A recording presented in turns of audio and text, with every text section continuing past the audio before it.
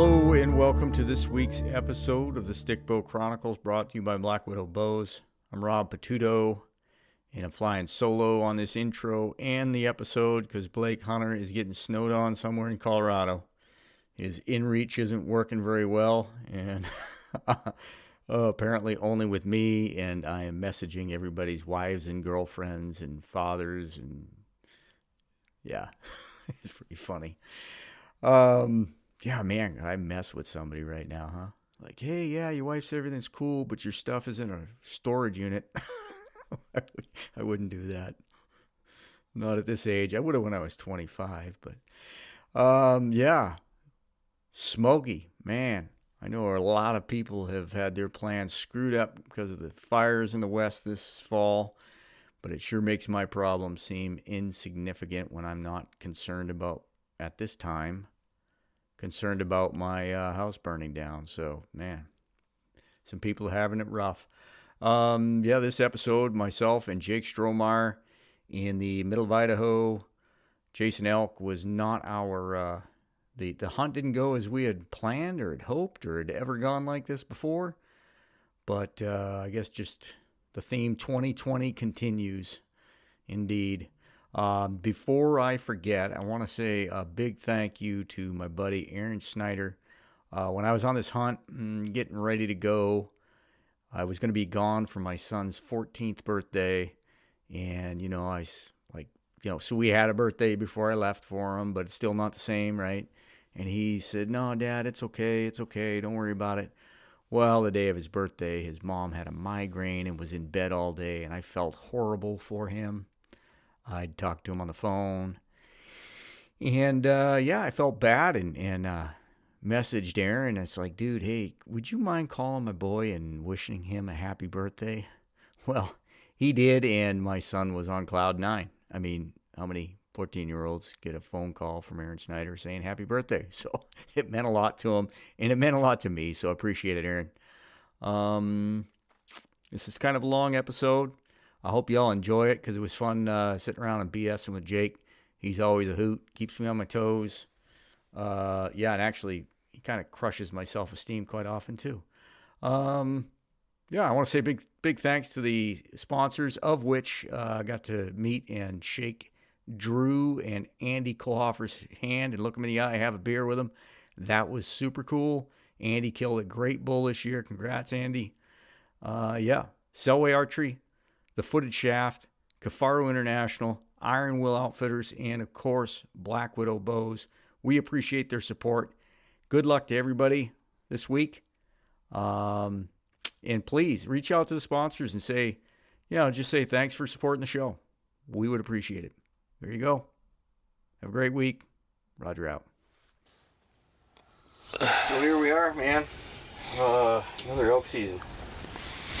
It is elk season 2020. It's going okay so far, but 2020. You had to say that. Yeah. See what happens with that. What's this, day 2? Yeah, day 2, second day of the season. We haven't hunted an opening day elk season, so used to in the Panhandle, it used to always open up the 30th. August 30th. That's most of the state opens up August 30th, but they kicked it back, I don't know how many years ago, 10 years ago? Oh, that's right. I forgot it doesn't open up there that early anymore. Dude, I wished it. When's it open now? It's like the 6th. Why did they do that? They were rearranging. That's when our herd plummeted. I don't remember the years, but I think it's like 07, 08. Somewhere in there, and everybody's vying for position, rifle guys and muzzleloaders, and So it's just a way to put less hunting days overall on that tag, probably, huh? Yeah, there was a lot that went into it, but anyways, yeah. I always liked hunting the 30th. I always liked it, and gosh, I don't know. It's been a long time since we started the 30th. Yeah, I can't remember the last time. So because even when we hunted farther down south with Matt that year, that was even later on. When we were all bow hunting, or when you had that rifle tag? No, when we were all bow hunting that one year. Yeah. Yeah, that was later too. And then we're usually right around the mid-month. Mm-hmm. You know, and they're all cowed up at that time and waiting for the first hot cow. Hot cow. But we had a pretty good first day. We didn't loose any arrows, but we saw some critters. Yeah, we did. I mean, it was actually for the, I don't know what, within 2 hours of the morning we saw, so I think... Go easy. We saw some critters. We saw some critters.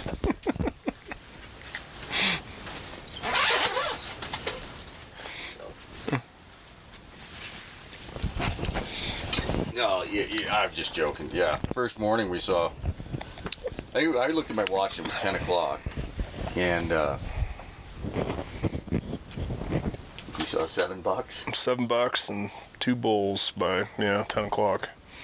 Yeah. So the deer, I mean, it's not like you can spot and stalk this type of country because you're not glassing we were in the timber and burns and stuff, and it's kind of new ground too. I mean, we kind of got run over with people, or I kind of got run over with people last year and trying a new area. So yeah, we went down that first ridge there and just bumping them. You know, they're getting up in front of us at 50 yards, 60 yards, and yeah, a little bit frustrating. Yeah, and I don't know. There's probably folks out there that would know how to be successful archery hunting those deer and this stuff, but well, that was kind of a big timber. It's not like, you're not gonna get across on a ridge and glass back, because a ridge away is 1.5 miles. And it's just so hard to see through that timber too, because yeah, I don't know. I don't know what a guy could do. I was thinking about that when I was hiking out. It's like, I don't know if there's, if a guy had the patience to sit some of those saddles and stuff where, they cross a lot, but... Aside from still hunting. Yeah. Still hunting it down, but... Anyways, yeah, that was kind of cool, and then we were cow... Chris Rowe would be proud of us. We were cow calling down the ridge, weren't we?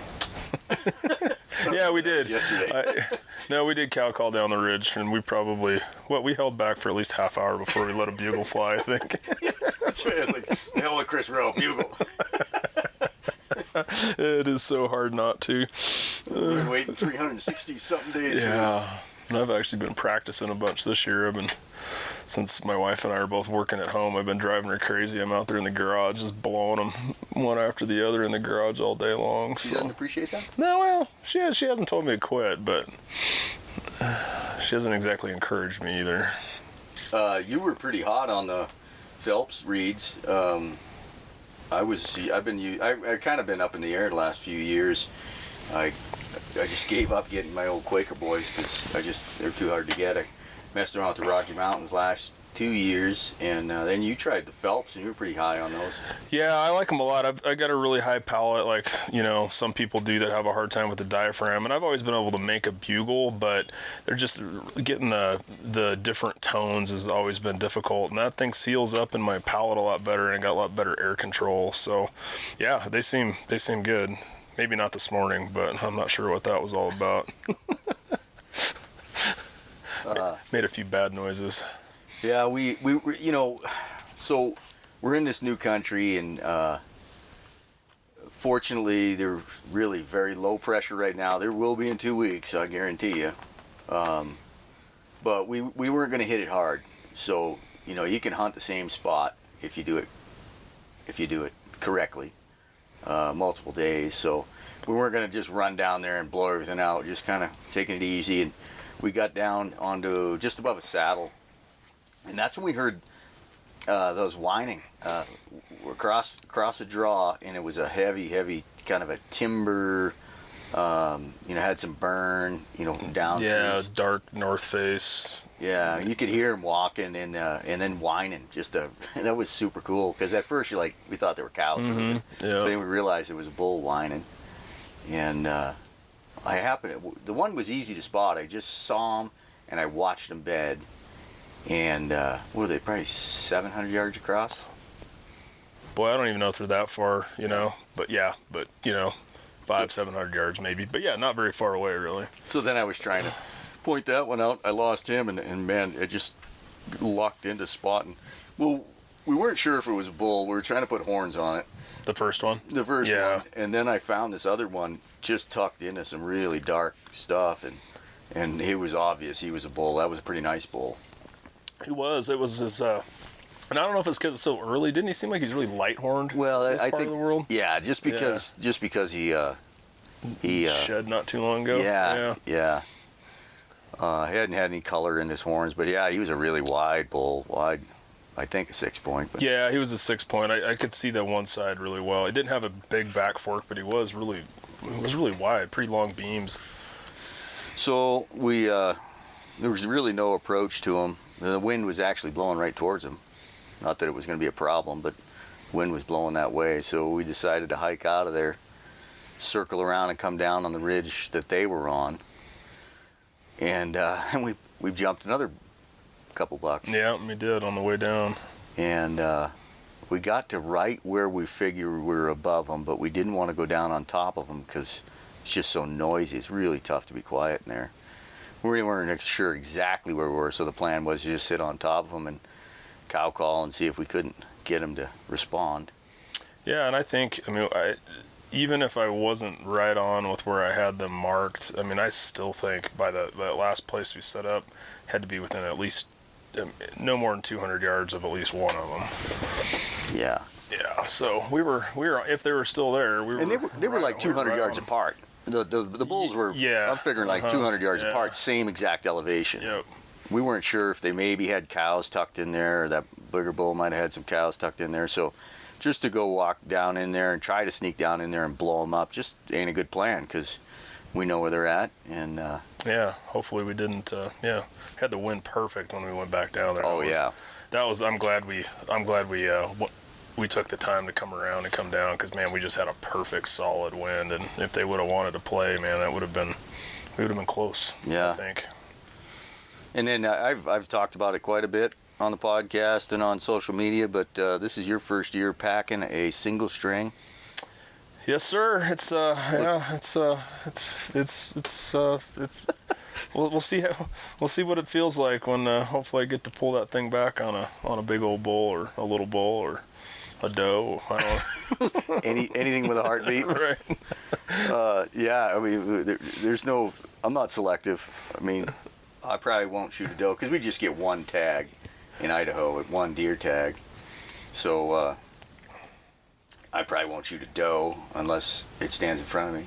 I know. That's what I keep thinking. I don't really want to shoot a doe either, just because I don't want to just use my deer tag up right now. Not that I have anything against shooting a doe, but yeah, boy, if I have one within 20 yards with a good shot, it's going to be hard not to. Yeah, it's going to be hard not to do it. And I just like shooting stuff with a stick bow. Yeah. So we got out of there. It was actually cold. Man, it was cold. That wind all day long was cold. Yeah, it wasn't until probably because we didn't get out of there until after 3 or right at 3. Yeah. And it was probably just then where it finally started to feel warm in the sun. Yeah. On the way in, so that would have been Saturday. Yeah, so Saturday we got in here and set camp up, got everything squared away, and we thought we'd go maybe do some glassing in the evening. We drive up the road, and lo and behold, there's a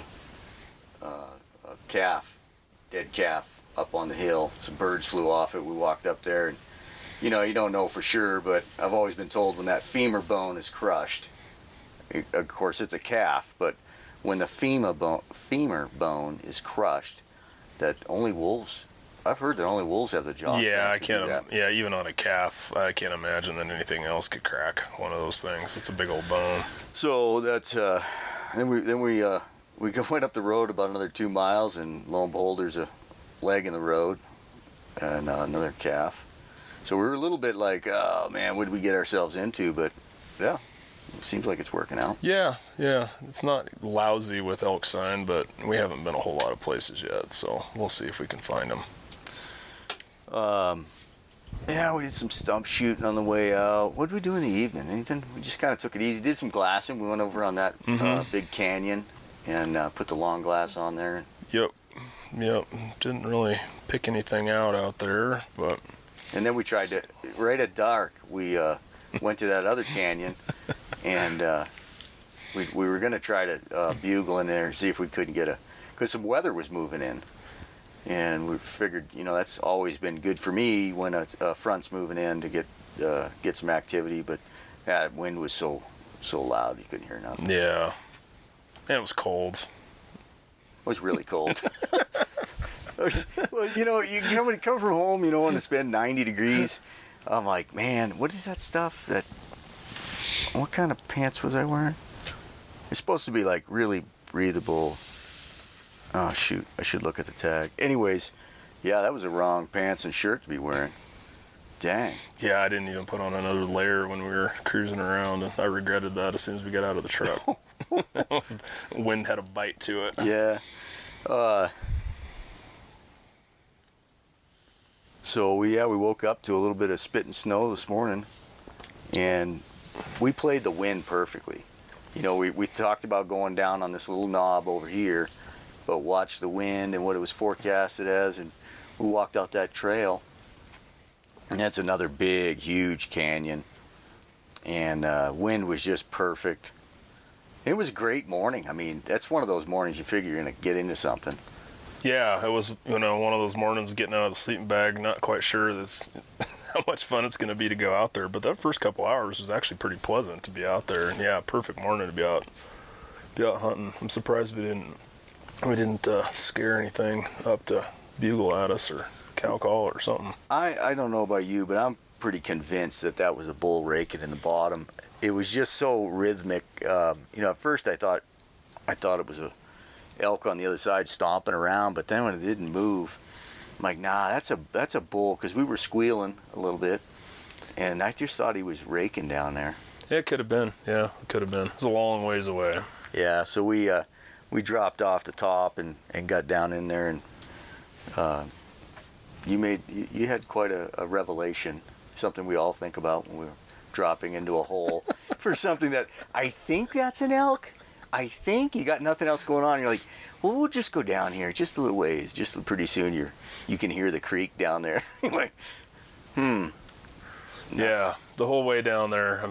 Not the whole way down, because we kind of went down in stages, and then I picked out a bench down below, and I said, well, it's not that big of a commitment. Let's just go down there. And it was a horrible deadfall, nasty mess, super steep. And the whole time I'm thinking, it's like, well, why are we doing this? Because I think we could actually hear better from up higher than when we got down in there. But yeah, those it's sure easy to get sucked down into those canyons, especially when you think there might be something down there.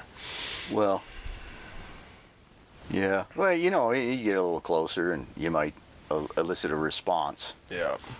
So, could have been a woodpecker. I'm going with a bull. Yeah, could have been a bear rolling over rocks. I don't think logs. so. It was just too... Well, it wasn't a woodpecker. It wasn't a bear. Okay, then it was an elk. Then you got mad at me for putting my rain pants on. Yeah, so, anybody that's spent any time bugling at elk, that, when you're hunting together, someone calls and then you're just dead silent. You don't rustle anything in your pocket. You don't move your arms. You don't do anything. Let out the first bugle, and all of a sudden I hear this splashing on the ground. Rob decides it's time. He's got to relieve himself. And then, and then still waiting. And all of a sudden I hear rustle, rustle, rustle, rustle, rustle. I turn around, he's pulling his rain gear out of his pack. I got in trouble. Dad scolded me. This isn't the time. It was poor timing. I was a little bit focused. It was focused on getting my rain pants on. I think after 30 years, might have that figured out. Well, we slip once in a while. Yep. Age is getting to me. Well, I gotta say though, when we decided we were gonna get out of there, because it was really starting to crap on us then. Yeah. And we're in for a pretty good stomp out of there, and Jake says, so you're kind of paring your gear down because you're gonna get hot, so you're paring your gear down, and you said, zippers down.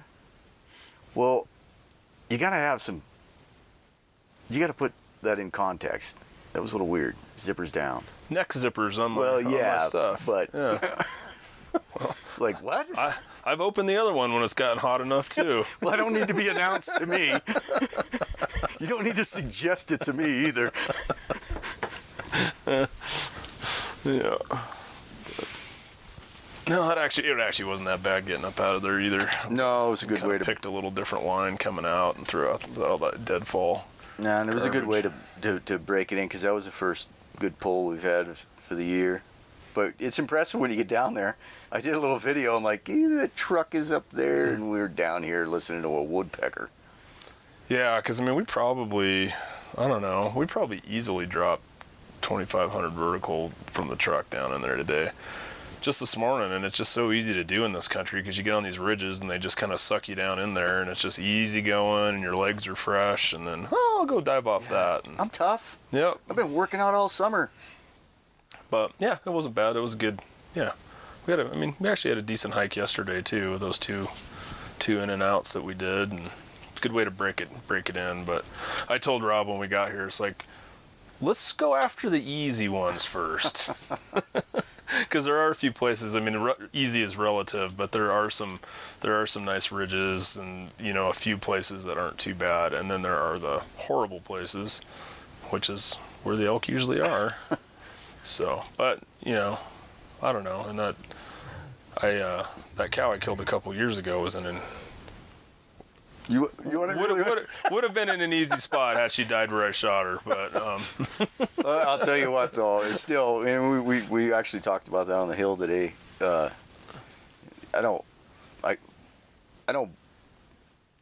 done this for a long time, and I don't brag because I don't have much to brag about, but we can track. That was a freaking track job. That was, yeah. And a lot of people would pull the pin, call it good, and bail. Yeah. But we finished it. We did. It wasn't, not a lot of blood tracking on that one either. It was a lot of just following dry tracks down until the very end, and well, she when she got down in that, we didn't have. I mean, we were dry tracking. There was until she crawled very to the log. minimal. Yeah, she hit that log. I don't know how far that was from the initial shot, but when she hit that log, all of a sudden she had jammed that arrow, and it cut something. And I'll tell you what amazed me on that, because when I saw that, I was like, let's just stop, and we'll eat something, because she's right here, that amount of blood. And you went back to the creek to fill your canteen up or something, mm-hmm. and I was eating... that was amazing to me. I was eating, what are they, Baby Bell. Those little cheeses. And so, being the joker I am, I took that red wax and I balled it up. I made this little ball and I pitched it perfectly up the trail, 8-10 yards, and it landed right in the trail. So now we're going to start tracking, and he's going to see this and be just perplexed by it. Instead, he bends down and picks it up and says, "That's Baby Bell wax. Where'd that come from?" I'm like, "You're a genius. How did you pull that off?" I know my cheese, buddy. But then you jackwagon that you are. So, I mean, so we're screwing around, we taking our time, doing this long track, does the little cheese thing, and then I didn't go from where I picked up the cheese, it was like 5 steps, and I peeked over that little rock ledge, and she was laying down right there, and I got another arrow in her, and that was the end. Yeah, I mean, I knew, like, when we crossed that creek, that stuff had changed, man. She was going to be there. Back to today.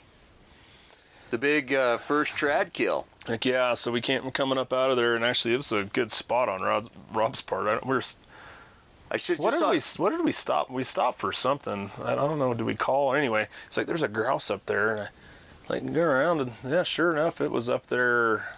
It's probably 30 yards. At least 30, 35. Least. It was on the crest, so I saw her head bobbing in the grass. Yeah, out of the fireweed there, and I I made an attempt which was rejected quickly. There was a small window, and I think I hit a little bent over stub at I don't know, at about 10 yards out that bounced the arrow almost back to my feet, and picked it up and it got me a little closer and pulled back and whacked it. Dude, I was so pumped when I heard that arrow thumper. I was like, yes! And that was about a 20-yard shot. Yeah, it was 20. Yeah, drilled her, man. That was awesome. Yeah. I was stoked for you.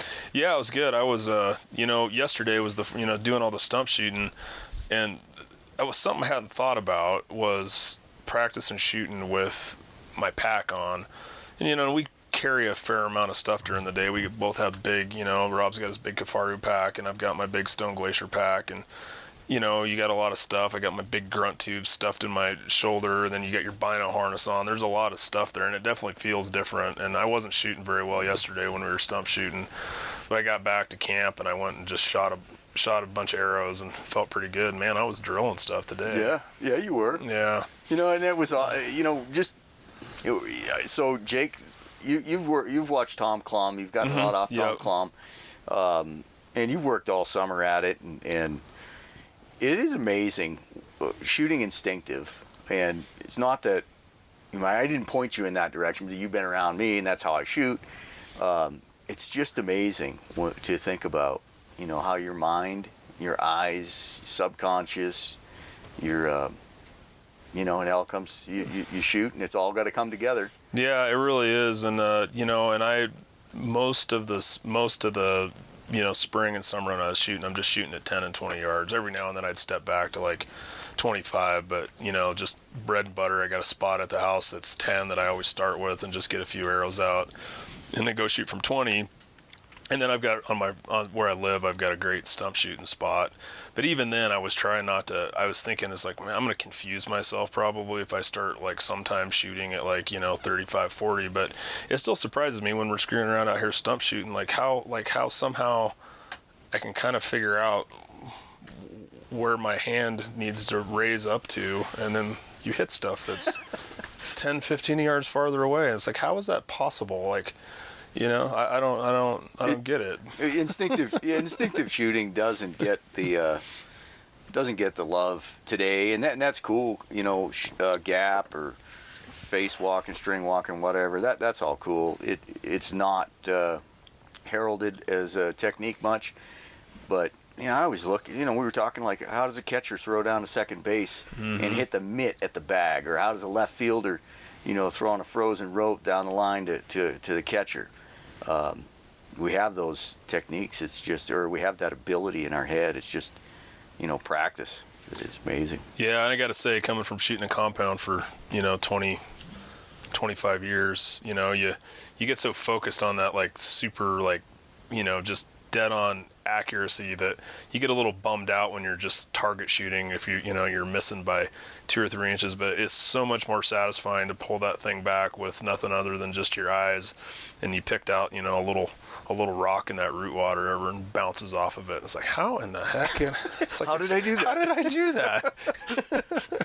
Oh man, well, a grouse at 20 yards, I was like, you hit her just high on the back. Yeah. And you're like, yeah, I was a little bit high. I'm like, dude, a little bit high on a grouse is like an inch. That's a damn good shot. It's an inch to the right. Those arrows are flying nice off that thing. Those things fly. Yeah, they seems like they're flying. Well, they are. They fly better than the other ones I was shooting. Yeah. Beforehand, I don't know what the difference is, but they fly. They're on a rope, because what we shot once at like probably 40, 45 today, stump shooting on the way down in there, and that thing was that's the farthest I've shot one of those, and man, that thing was just like a dart out there. Standing behind you, they're coming off the bow nice, and I kind of took a chance because I ordered the arrows for you. They were a different brand, but same spine. Yeah, those are nice. Fletch job is a little. Oh my gosh, I'm so messy. Freaking done with trad veins. I'm done. I am done. I like them, but my gosh, looks like Stevie Wonder fletched them. No, Stevie Wonder would have done a better job. Pretty sure. I think I hand fletched some of them, like holding them with my finger, like son of a. I was pissed. Yeah, they're flying good though. That's all that matters. Well, we're drying gear. It's late in the afternoon. We got soaked today. And I'm kind of thinking of a ridge we ought to slip down in the evening. Man, I love it when a front moves through and cold and wet, and them critters want to move. Yeah, it could be really nice this evening. I think it's clearing out a little bit, and it could be really good. Get some stuff moving around, see what the wind's doing. It's supposed to warm back. Well, relative. I mean, yeah, supposed to be highs in the 60s or something. Mm-hmm, yeah, couple days. Yeah, in the 60s for the foreseeable future. It looked like so. Nice sunny fall days. So hopefully get some elk bugling. That's all we got. I think so. Talk to you later. So it's day 432. I think it's 434. 434. It's kind of tough doing these podcasts or recording at night because you're usually tired and you're like, I just want to go to bed. We'll do it tomorrow. Well, yeah, these long days. We're not back to camp till 9 o'clock. Try to get some dinner down, cleaned up, go to bed. Yeah. But today we are in camp because it's pretty gnarly out. Cold front passing through today, which is, all the way from North Idaho to pretty much the whole state of Idaho right now, at least it sounds like. And parts of Montana. Oh, right, yeah, right. Yeah, so it's not a lot of moisture apparently coming, but super high winds. And if you've never been in a burn, and that's pretty much 90% of what we're hunting is burns, trees tip over for no good reason, so. Not a good day to be in the woods. No, we just heard a tree go down outside of camp here, but we're in a good spot. We got green. We got a lot of small green trees, and we're on the lee side of the ridge. Yeah, this is one of the few spots where I can't really think of another. Well, I guess maybe back down the road there's a few spots, but this is as good as it gets anywhere. Lucky to have a spot like this. Yeah, somebody has a tent up the road right in the middle of the burn, and had he been around this morning, I would have just said, hey man, heads up, because some people just might not think about it, but them trees. And I was mentioning today, you walk through these things and they're all fire killed, and they got all this smaller lodgepole that are burned, they're all curled, and they got those stickers on the sides. And man, if you were wearing wool pants or any kind of material that was unforgiving, unlike the pants we're wearing, that have some nylon, or I don't know what the hell, nylon or spandex wool. I think yours are spandex. Well, actually, mine are yoga pants. I hunt in yoga pants. That's why you like hunting with me. You're always like, go first. It's like I gotta look away. It's like the jiggling. I just can't watch the jiggling. This is a family show.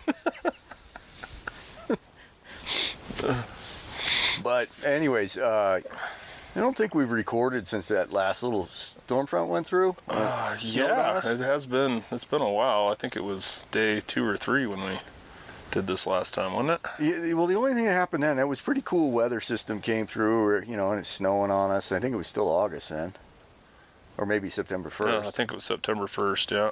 And it was cool weather system went through. We didn't get into anything, but we split up heading back, and I was coming around a ridge, and I hear hoofbeats, and here comes 2 mule deer bucks, and dang near got run over. Dang near got run over by a really cool buck. He was not huge by any means. He was kind of a tight, small racked 4-point, but he had this cool sticker. And anyways, it just all happened too fast. There was 2 of them, and they were as a surprise to see me as I was to them. But that was the only excitement that day. Yeah, it's been a lot of there was a lot of slow days in between then and now. Well, I'm really baffled. The winters have been decent. as far as mortality rates. And there's been, never gone this long without seeing elk. We saw our first cow last night. Oh, that's true. That's the first cow we saw, huh? Yeah, and but deer, deer and grouse. Yeah. No, everything looks healthy. I think just for some reason the elk are just not right here, or within the 10-mile radius that we've scoured. Well, but it doesn't make any sense. No, it doesn't. Yeah, habitat's the same as it has been. We went out to glass back on. So we saw those two bulls the first day, and about the third day we thought let's swing out way out on this ridge system, and we're going to glass back on them and see if we can see where they're bedded. We got out there, we never could spot them. Light was kind of bad, but you can see so far in this country with there's the burned timber, and we were coming back, and it was a windy day that day, and we had that little fawn jump across the road. And Jake and I don't use the word cute very often. I almost never use it. Little sucker was cute, just bailing across the road, and it was like, what the heck? She all alone? And Jake looked up on the hill, and it looked like a miniature version of the Magnificent Seven. There's 4 mature bucks standing about 100 yards above the truck looking at us. Yeah. It was probably the only reason I looked up there was because wondering where that fawn came from. Still makes no sense why that fawn was up there with all those bucks. So I don't think we ever saw a doe or anything else. I think they were using them as a decoy. It's like, hey, kid, get out of here. But so we rolled down the road a little further, and I bailed and grabbed my stuff and got up on line with them, and I was trying to make a plan. I could see 2 of the bucks, and I knew there was 2 unaccounted for, and then there was a 5th one further out, a little 3-point or a forked horn or something. And I'm trying to make a plan. I'd been there for about 10 minutes, and a dang tree starts falling right behind me. And of course, I got to snap my head around because I'm not sure which way it's going. And when I did, between the tree and me moving, that little buck kind of spotted me, and so things got a little hanky there, and they were all kind of moving off. So I took off and went to the top of the ridge and slid around a rock pile and started still hunting my way down. And man, I could see the body of one of the bucks, and it was just perfect. The wind was howling in my face, big gusts, and they were kind of milling around there. And I spent about an hour, got within 40 yards a couple times. And in the end, I don't know what I could have done different. One of the bucks had bedded, and I didn't see him. He had bedded, and I was focused on the other couple, and I got busted. But I come off that hill, a changed man. You were jacked up. Wow. Yeah, it's like you had had some sort of near-death experience or something, man. You were all kind of changed.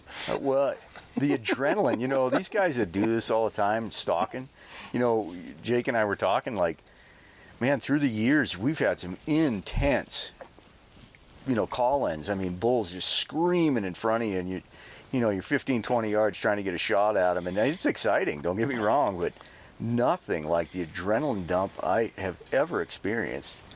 After those bucks trotted off, I just dang near got a shot, and man, I got in the truck and I was all quiet.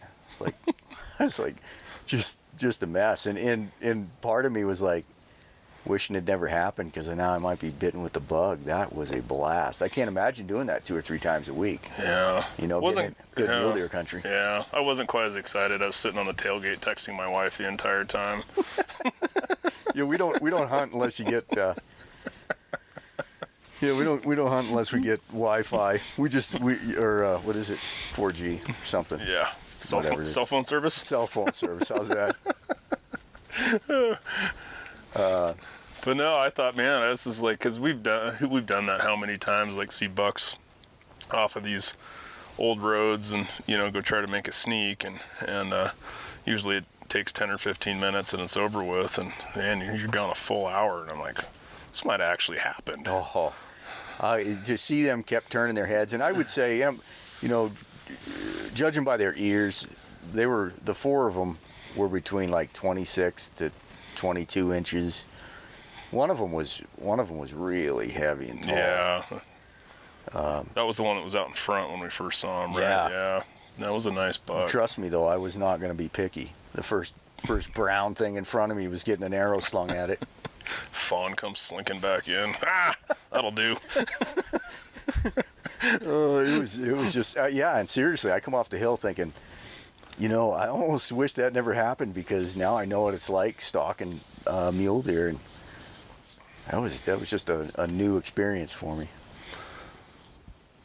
Yeah, and then we went out there again, was it 2 or 3 days later, to go check out a new piece of elk country, and we'd come back in the exact same spot. There was a doe that went bombing across the road. Oh, she was on.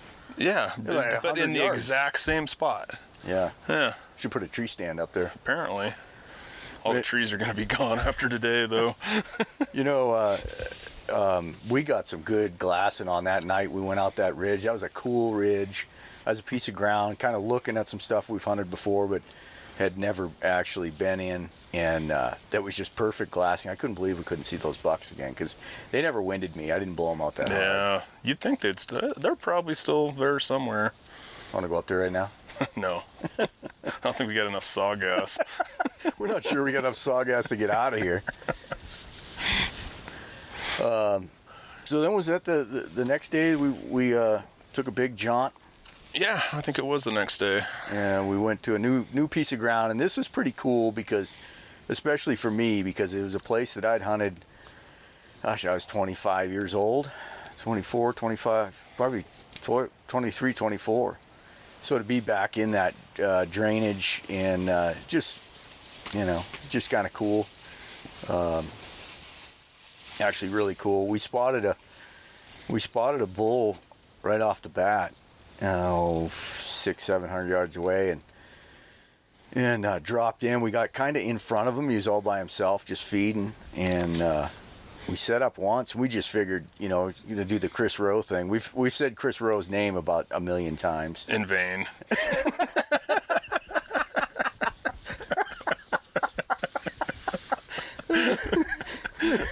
Yeah, sorry, Chris. I'll call you later.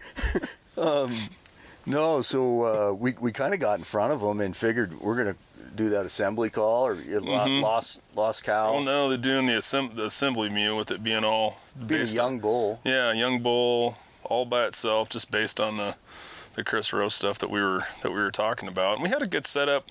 It was hard to tell how close we were to it, and he was moving and feeding, but as we set up, called for, it was probably half an hour, huh? Was it that long? Yeah, it was long enough, it seemed like, and nothing happened. And but then we just bumped forward, I don't know, 50, 75 yards. Kind of got a roll in the ridge there. Yeah, and then there was another little opening out there, and he's standing right on the other side of it. So we quickly set up again, and called it that thing for 10 minutes. Oh, it's easy 10 minutes, yeah. Yeah, 100 yards away, I can see him clear, plain as day. Never even picks up his head and looks our direction. And that's when Chris Rowe's name was used. Right. Whatever, man. Just bugle.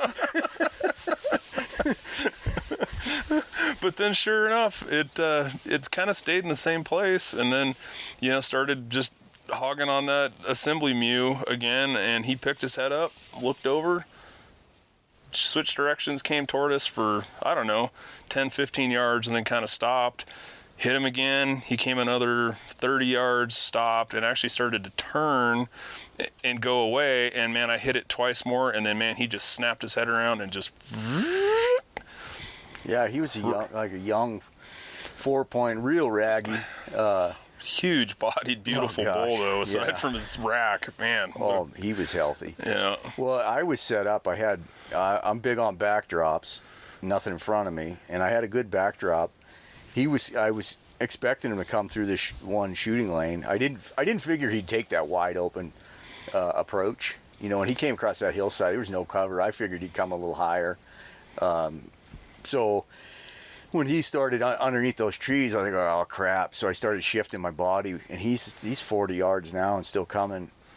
And I'm turning my body to hit this new opening, and I moved as far as I dared, and then he starts slowing down as he approaches the last tree, and I thought, oh, sure enough, he's going to stop with that tree behind, blocking his vitals. But he cleared him and then stopped. Well, in hindsight, I know what happened now is because I've lost all my backdrop. And so when I started to draw, I was silhouetted, and he saw me and kind of bolted like 3 yards and then stood quartering away pretty hard. Never thought that Jake had a broadside. When I came to full draw, my body was twisted so much, and when I dropped the string, I knew I was going to shoot left. And fortunately, he whirled at the shot. So between me shooting a little left and him whirling, it was a clean miss. Yeah, and I didn't have a shot the whole time he was coming in, and I was like, man, but he's got to be perfect for Rob. And then when it saw Rob draw, just the way he turned, he got perfect broadside. He was like 23 yards, and I was just starting to draw back, and I heard the twang, and see the arrow go zipping by. Yeah. And it was something else. So that bull had I never saw it until he turned broadside there at the last minute, but he had a tuft of hair. Oh gosh, yeah. The size of, I don't know, 50-cent piece. Oh.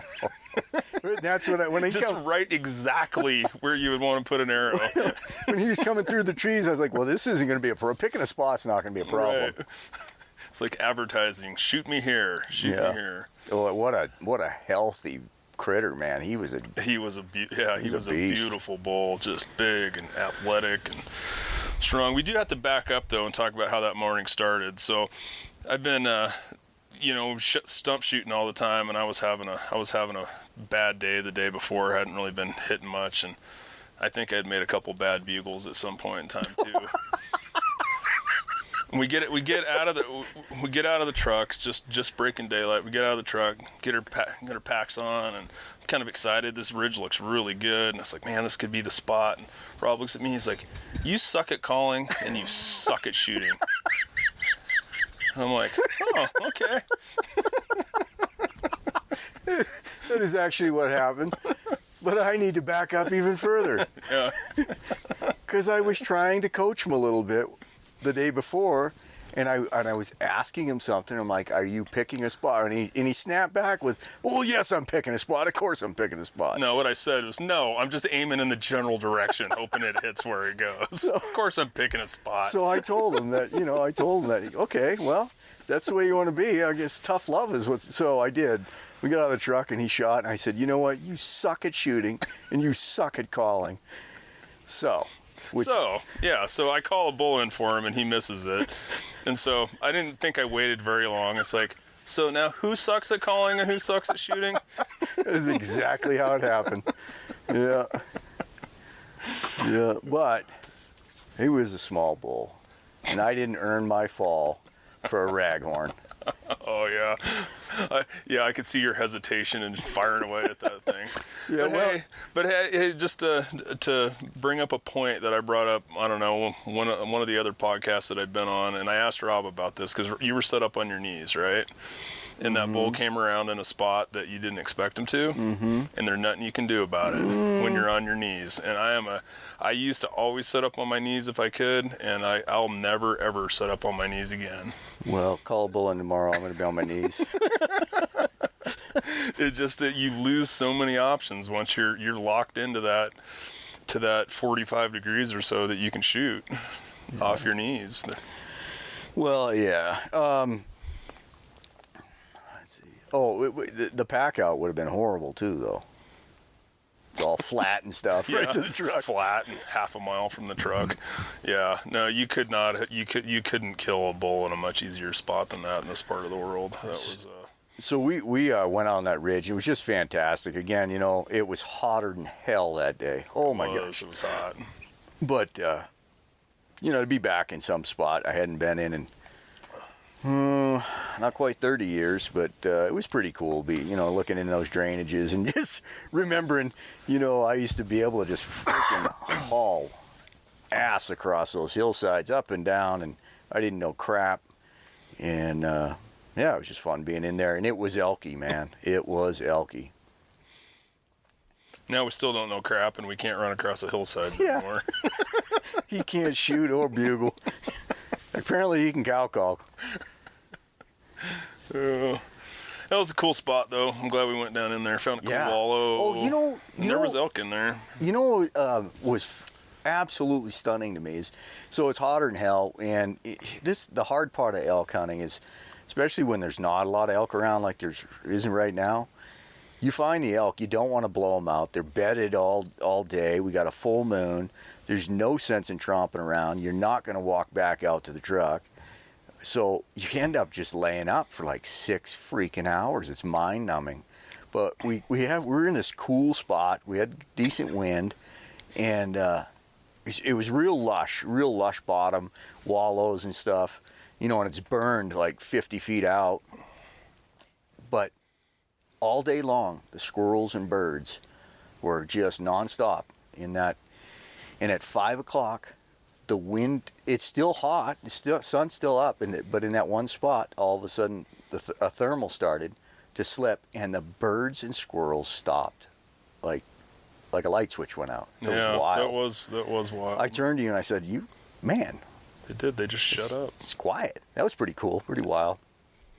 The other thing you find out when you hang out with Rob for 6 hours out there is that he'll get bored and start throwing stuff at you. But what he doesn't realize is I'm really good at flicking stuff back. Yeah, government worker.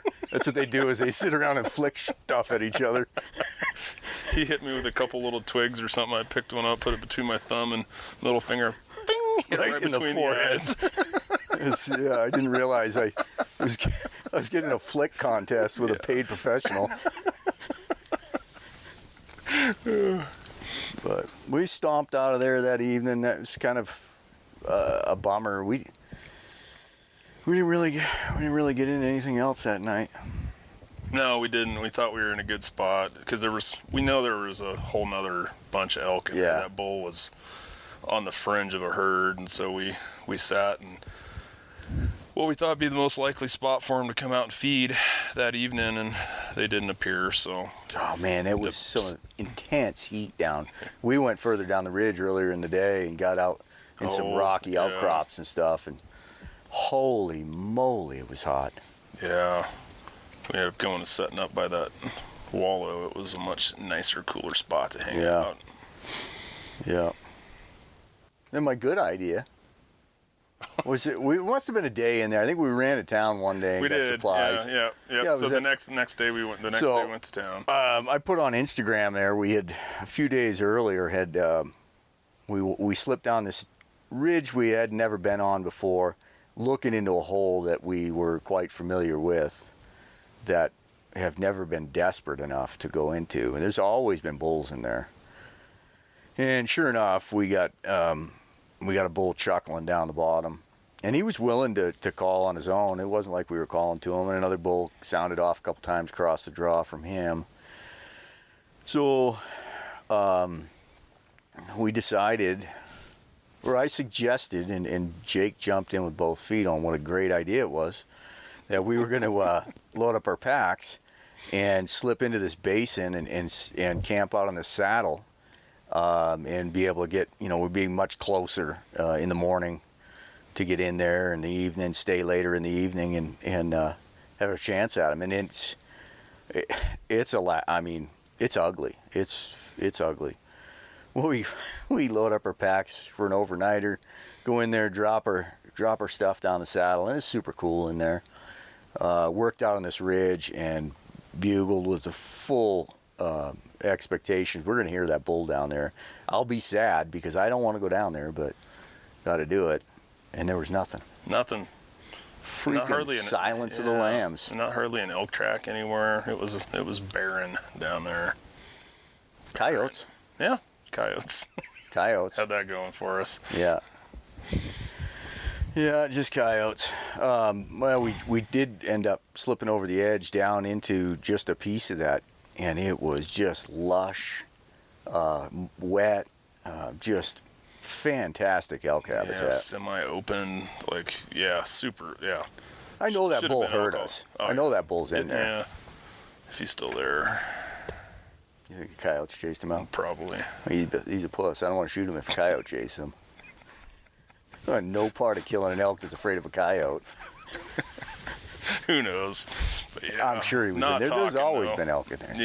Yeah, he probably is. But yeah, it's a hole that we've looked down into many times. But the bottom of that thing is, well, and it's not the bottom of the drainage. It's the bottom of the basin. At the head of the drainage is 3,000 vertical feet lower than where you start the hike down in there. Yeah, and what kind and there's no nice ridge down to it, no nothing. It's just this gnarly bowl, but there's always bulls down in there bugling at us. We've never had never been dumb enough to go all the way down in there. We were dumb enough to go half the way down in there yesterday, and then turn around and hike right back out. Yeah. It's a good training hike. Yeah, good training hike. At least we waited till the hottest part of the day to hike out of there too. Oh, that freaking blew me up coming out of there. I was a little amazed. I mean, I feel like I'm in pretty good shape, but I was sucking wind coming out of there. Yeah.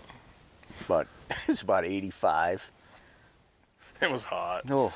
And yeah, and you know, there's timber that you can follow, which is the way we went down in there.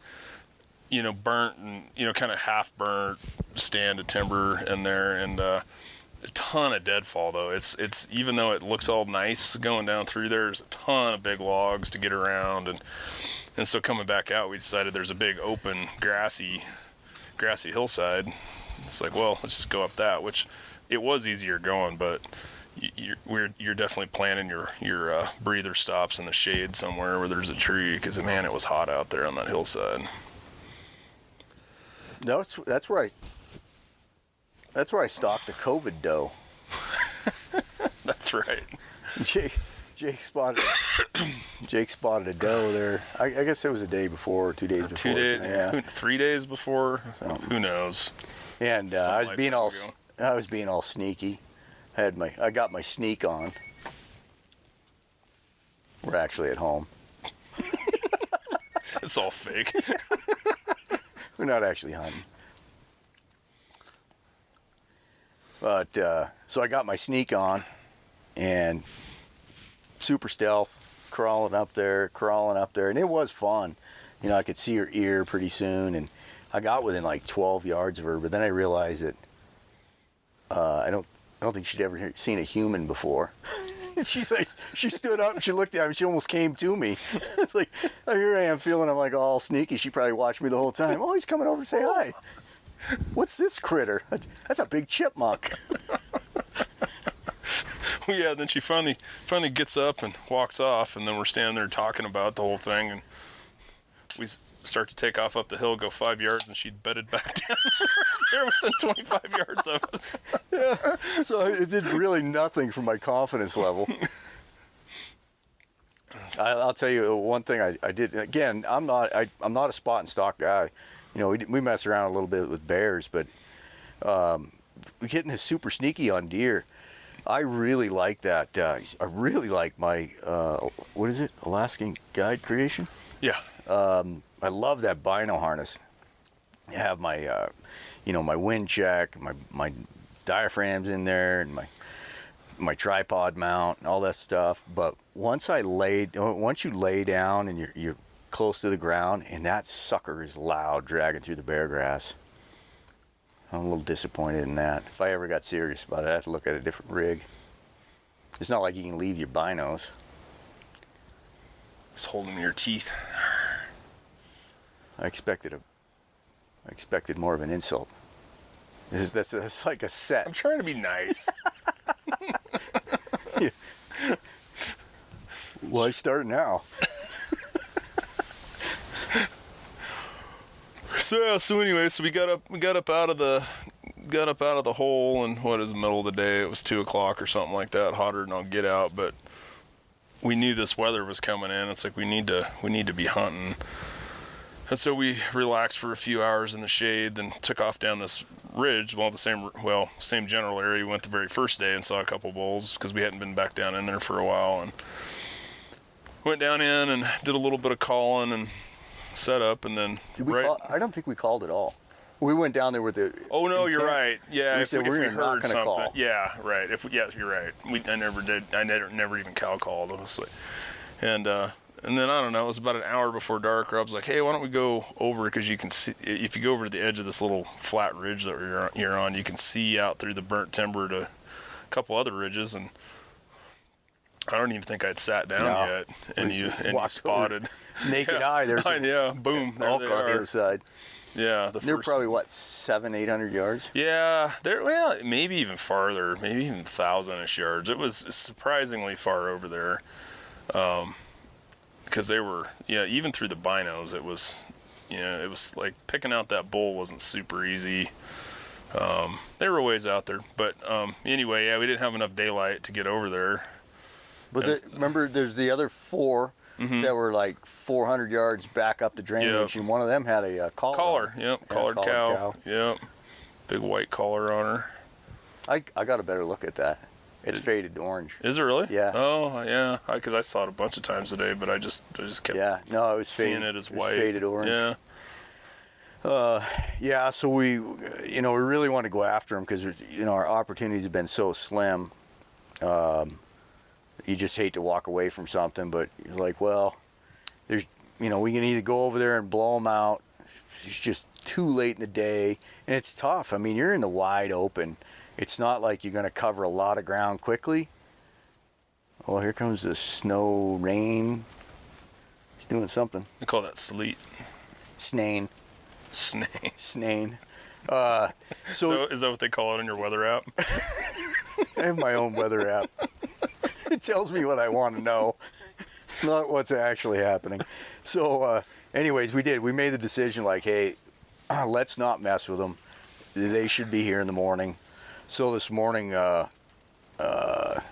we headed out now we're on a completely different ridge we'd never been on, and they should be off the side of this, and we boogie down there, and he bugled finally.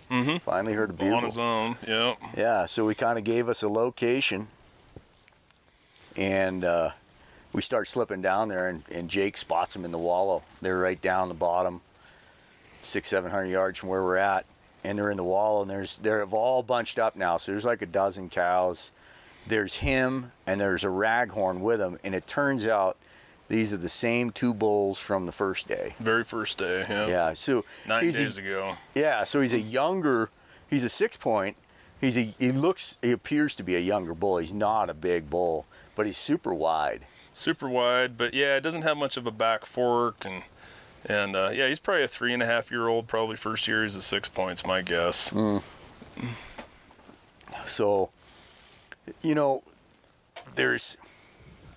it was going to be tough to get down to him again because it's pretty steep, and there's not a lot of purchase, so you're slipping and sliding, and it's wide open.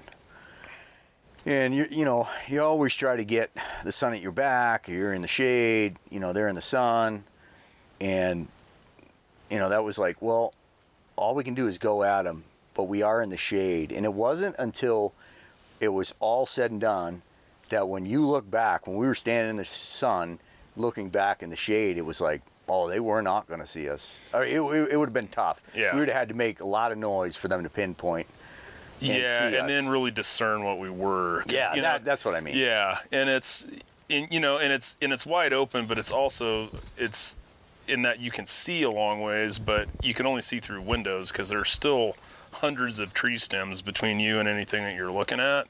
And so, if you're kind of bouncing through those tree stems, and it's hard to really figure out what something's at. And Rob and I were talking about this, and just from my experience, with hunting elk, is that it seems like if you're not in the wide open, you can get away with a lot especially when they're in a herd and feeding like that.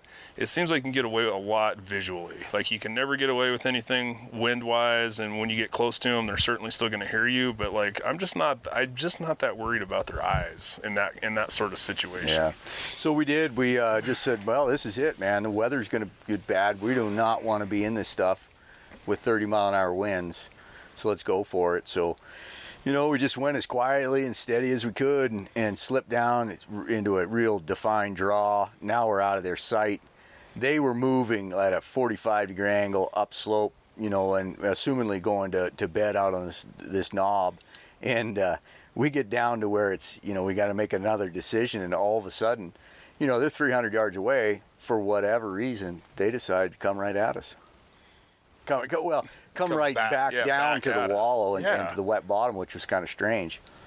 Yeah, they'd started pushing up out of there, and we hadn't, at that point, we had never bugled at them. Well, now, let's back up for a second. Remember he did bugle at our footsteps? Yeah. Mm-hmm. And that's, man, year after year after year, whether you're in heavy timber, whether you're in dry stuff, I have had bulls bugle at my footsteps. You can't be quiet enough that an elk's not going to hear you. You know, you're being quiet as you can, but he just thinks you're another elk or another bull tagging along, and it happens again. You know, we're slipping along, and bam, he bugled twice, and I looked at Jake. I'm like, he's bugling at our footsteps, man. Yeah, we're in all this rolly rock, and there's just like no way to be quiet and move at any sort of rate of speed. But yeah, it was interesting. When we watched those elk last night, like, it seems like generally when you're watching elk on a hillside like that, they're usually going a direction. They may not be going very fast that direction, kind of wandering around, but they kind of tend to be feeding going somewhere. Yeah. And these things turned around, 4 or 5 times last night when we watched them. You think, well, they're coming toward us. Nope, they're going away. Oh, nope, they're coming back toward us. Oh, now they're going up the hill. Oh, no, they went back down the hill. They just didn't cover. I mean, they stayed in the same little 5 acres for a long time. And that bull at one point was like 300 yards away from them. Yeah, that was one thing that, you know, and I remember saying that last night to Rob. It's like, man, he looks like he's willing to leave his cows to go look for other cows, because he ran up the hill and bumped a cow that was up above him, and then, like, kind of charged up the hill, and I never saw him bump a cow up there. And I'm like, man, if we can get in there and make some cow noises, I think he might leave. Yeah. Which, as it turns out, man, wasn't the case today. No. So we got down. Now we're in a super tight draw, and they are just on the other side of this little ridge. So we dropped our packs. Everything was just perfect. You'd already tried the lost cow. We got to give Chris some love. Yeah, we did, and we did some cow calling. I don't know that the bull ever bugled back, but man, it got the cows going like crazy. Like, we hadn't heard a cow sound at all. Mm-mm. And hit him with that lost cow sound, and then just, you know, a few just general, you know, regular mews. And it was really cool at one point, because I heard one of the other cows making the exact same noise back to me. That was really cool. We're not Jake and I have always, you know, buttered or bred with bugles. We've never been big time cow callers. Not to say that we haven't, but, you know, after listening to Chris's stuff, makes a lot of sense. And when we got close enough, that's what it seemed to be, is like the lost cow calling. We never got any response until we were within like a couple hundred yards, and that's when those cows really opened up, and the whole hillside was that was super neat. So you know, it's all coming together. That bull is now right out of the bottom, and we make a plan. Jake goes low, I go a little bit higher, and we slip over the edge, and we can see the bull at 80 yards. And the cows are between us and him. Freaking textbook. Yep. And so we start making noise. I started cow calling. Rob let out pretty nice, just easy bugle, and that bull ripped back with the first real, it's like real, just, you know, shit super got real groany, right there. Groany bugle, and I'm like, man, this is gonna work. Yeah. Because because from his perspective, you know, Rob was a bit behind me. I was in front, his cows were in between me and him. I was like, man, I'm acting like a cow. He's acting like a bull up there. He's gonna come out and try to get me. And, but as it turned out, he let out that big old bugle, came in, got underneath his cows, and just pushed them right out of there. Yeah, it was textbook setup as far as I'm concerned. You know, somebody else might say, you know, we screwed up, but as far as I'm concerned, it was textbook setup, and he just didn't read the textbook. Yeah, and I wonder, I mean, you never know, right? I mean, I still think that was a really good play, but with him being, you know, being such a smaller young bull, like I really don't think that bull is going to keep those cows for any length of time. I think as soon as some of the bigger bulls start looking, he's not going to last very long. We know there's way bigger bulls in this country than that, and so he's probably feeling pretty fortunate to have a dozen cows right now. The ladies, he's styling and profiling. And so I think maybe with him being probably a less dominant bull, that he just got a little nervous and pushed the cows, because he truly did, because those cows, like, he wasn't really having a lot of effect on them before that, but he let out that big old bugle and just herded them right up and pushed them right up out of there. But then they didn't blow out. They just went. We followed them up to one more ridge, and they were still standing on the next ridge. But you can just tell, we've done this enough times. Like, once they're moving away from you like that, it's like you ain't gonna catch them. It's like, unless there's some trick up someone's sleeve that I don't know about. It's like it's time to just let them be at that point in time. Yeah, because we didn't blow them out, we might be able to hunt them again. The one of the things now, for a moment when we crested the hill and he's 80 yards away, his cows are between us, I thought, well, let's just see what happens, because he could have came in on his own and came around behind the cows and been within 30 yards of us. But even though we had a good steady wind up on the ridge, we got in that cold draw, and the winds was really swirling in there. So I was concerned that they were going to wind us. But when he hooked those cows and they headed up onto that bench, you notice that one cow stayed back. And I don't know what that was all about. But that was kind of strange, she just kind of hung out. And then she wasn't so sure about that guy. She's like, that Italian bugle down there sounds way more sexy. We did see the other raghorn that was with him. Yeah, yep. And he never made a peep. He bugled one time. Well, you thought maybe he did. Yeah, he turned his head. I thought I saw him bugle. Yeah, I thought I saw the big bugle at the same time. It's up for debate, but yeah. But anyway, yeah, and I thought if nothing else, like, with the cow calling, that we'd get him to come charging in, especially when we were cow calling farther away, because he was way on the outskirts of the herd. I mean, he was never within 200 yards of them, I don't think. So, yeah, I was hoping he'd roll around. That's a cool spot. I only earned enough fall for a raghorn, personally.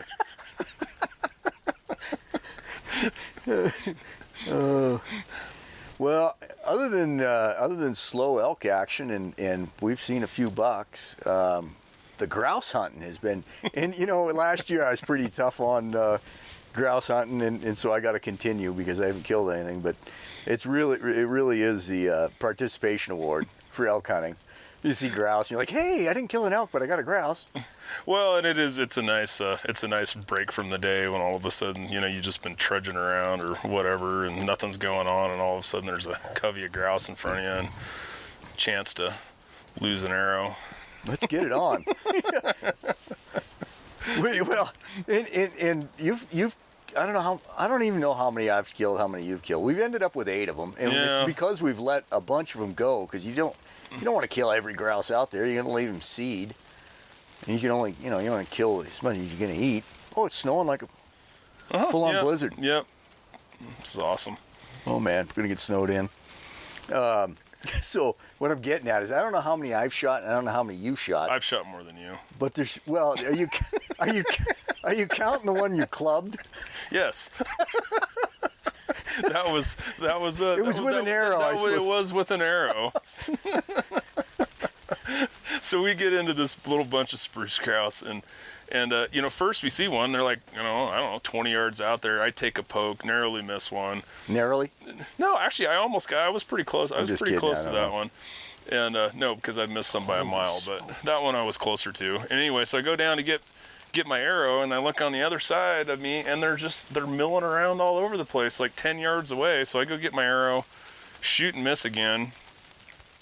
Rob's shooting a couple times, and think you finally got one. I hit one.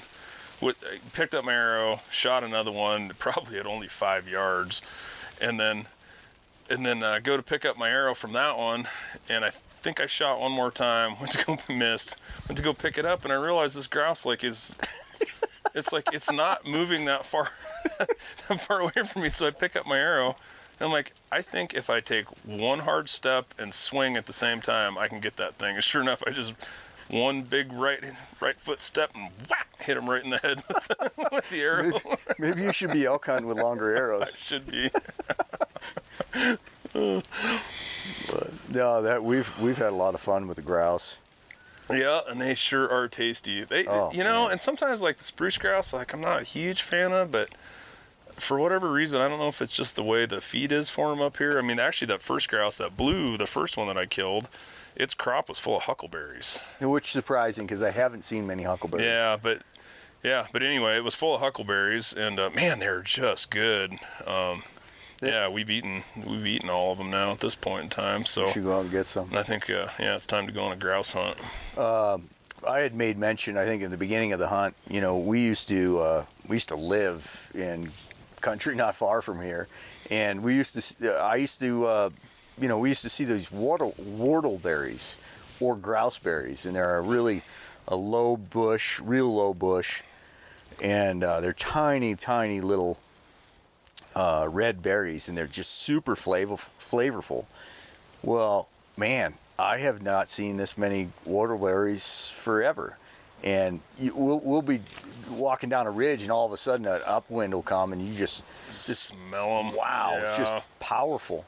Well, I remember back when we were guiding, and you'd have those hot days where you weren't doing much during the middle of the day. I'd always try to find a patch of those and just lay down in the middle of them and just sit there and pick them and eat them. But yeah, if you're not familiar with these things, they're better than a huckleberry, but they are tiny. Yeah, it would take a long time to fill a cup full of them.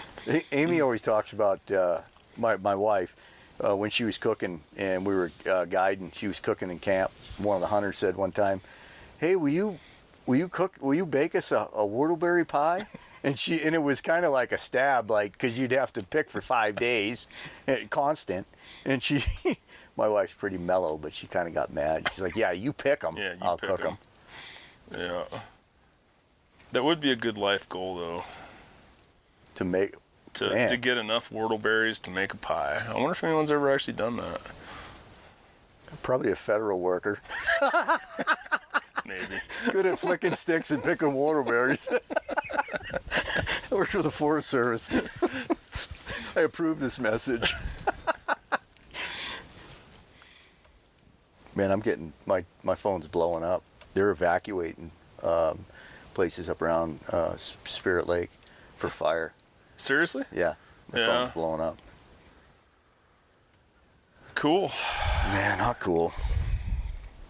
Yeah, because it really not much precip. I wonder what my fire's gonna be doing. Yeah, well, bet the road's choked up. Like I said, probably don't have enough saw gas to get out of here. Yeah, I mean the winds aren't supposed to let up for, I don't know, 24 hours. 24 hours, yeah. I mean, like all day tomorrow it's supposed to be like this. Somebody sent me a message calling for 15 inches of snow in Colorado. I don't know, there'll be some hunters getting stuck in there. Well, how many more days we got? What's today, Monday? Monday, so we got 4 days of hunting left. And I'll tell you, we're going to hit it hard, but this is not like I've seen in a long time. It's a struggle. Yeah, it is. I was thinking after that bowl this morning, it's like, I wish I could, you always hear these people, it's like, oh, it's all about the hunt, but I wish I could feel that way. And honestly, it isn't so much about killing something to get, a rack on the wall. I really do value having the meat around and having, my wife and I both really enjoy eating it. Well, and it's like, yeah, it would be cool, like, just went out every day, like had, got within 80 yards of a big bull and had that bugling encounter and stuff. Like that's the fun part, right? But it is nice to have some meat to take home. Well, and going back to missing that bull, I can let that just terrible. Yeah, I know. Let me finish. So that rolls off my back pretty quick. I mean, I'm glad he dodged because I know my arrow was going left, And it just doesn't bother me like it used to. Crap happens, it all worked out, but what's really tough is when you're with a buddy and you want the meat, and that's really what sucks, is letting your hunting partner down. That's the rough part. I'm so used used to it though. It's just like Dude, it was a setup. It was total softball. It is, I'm like, frick, it was a clean mess, no problem. And then I got Jake looking at me like, what in the actual did you just do? I'm like, yeah, man, just my body didn't hit anchor good. I was on my knees. I was on my knees, cowering. So I'm gonna call that from now on. Were you cowering again? What would have been so good though if you wouldn't have jumped at your shot, assuming you still missed him clean, and then I just flap. And it's like called him in and shot him after your comment. Because I'm a better human than you, I would say yes. That would have been the ultimate, to see my good friend who I try to uplift at all times, to pick up the pieces. It's your unorthodox uplifting. Suck. You suck. Well, I tried more of a positive approach like Tom Clown, but then I got to revert back to me. Have you ever tried picking a spot? Oh, light bulb. You actually aim this thing? You've hit some grouse, man. You've drilled some grouse. Yeah, no, it's I was so pumped when we were down that first day. Yeah. And we had that first grouse shows up, and it's the very first one we shot at. Yeah, and I was down a little bit below you, and I see you draw, and I really couldn't see the grouse, but I heard the whap of the arrow, and man, frick, I was happy for you. See, that's the difference. I was happy for you. Well, if you would do something good, I'd be happy for you. Oh, you suck. You're lucky this is a family show, or I'd tell you what I really think.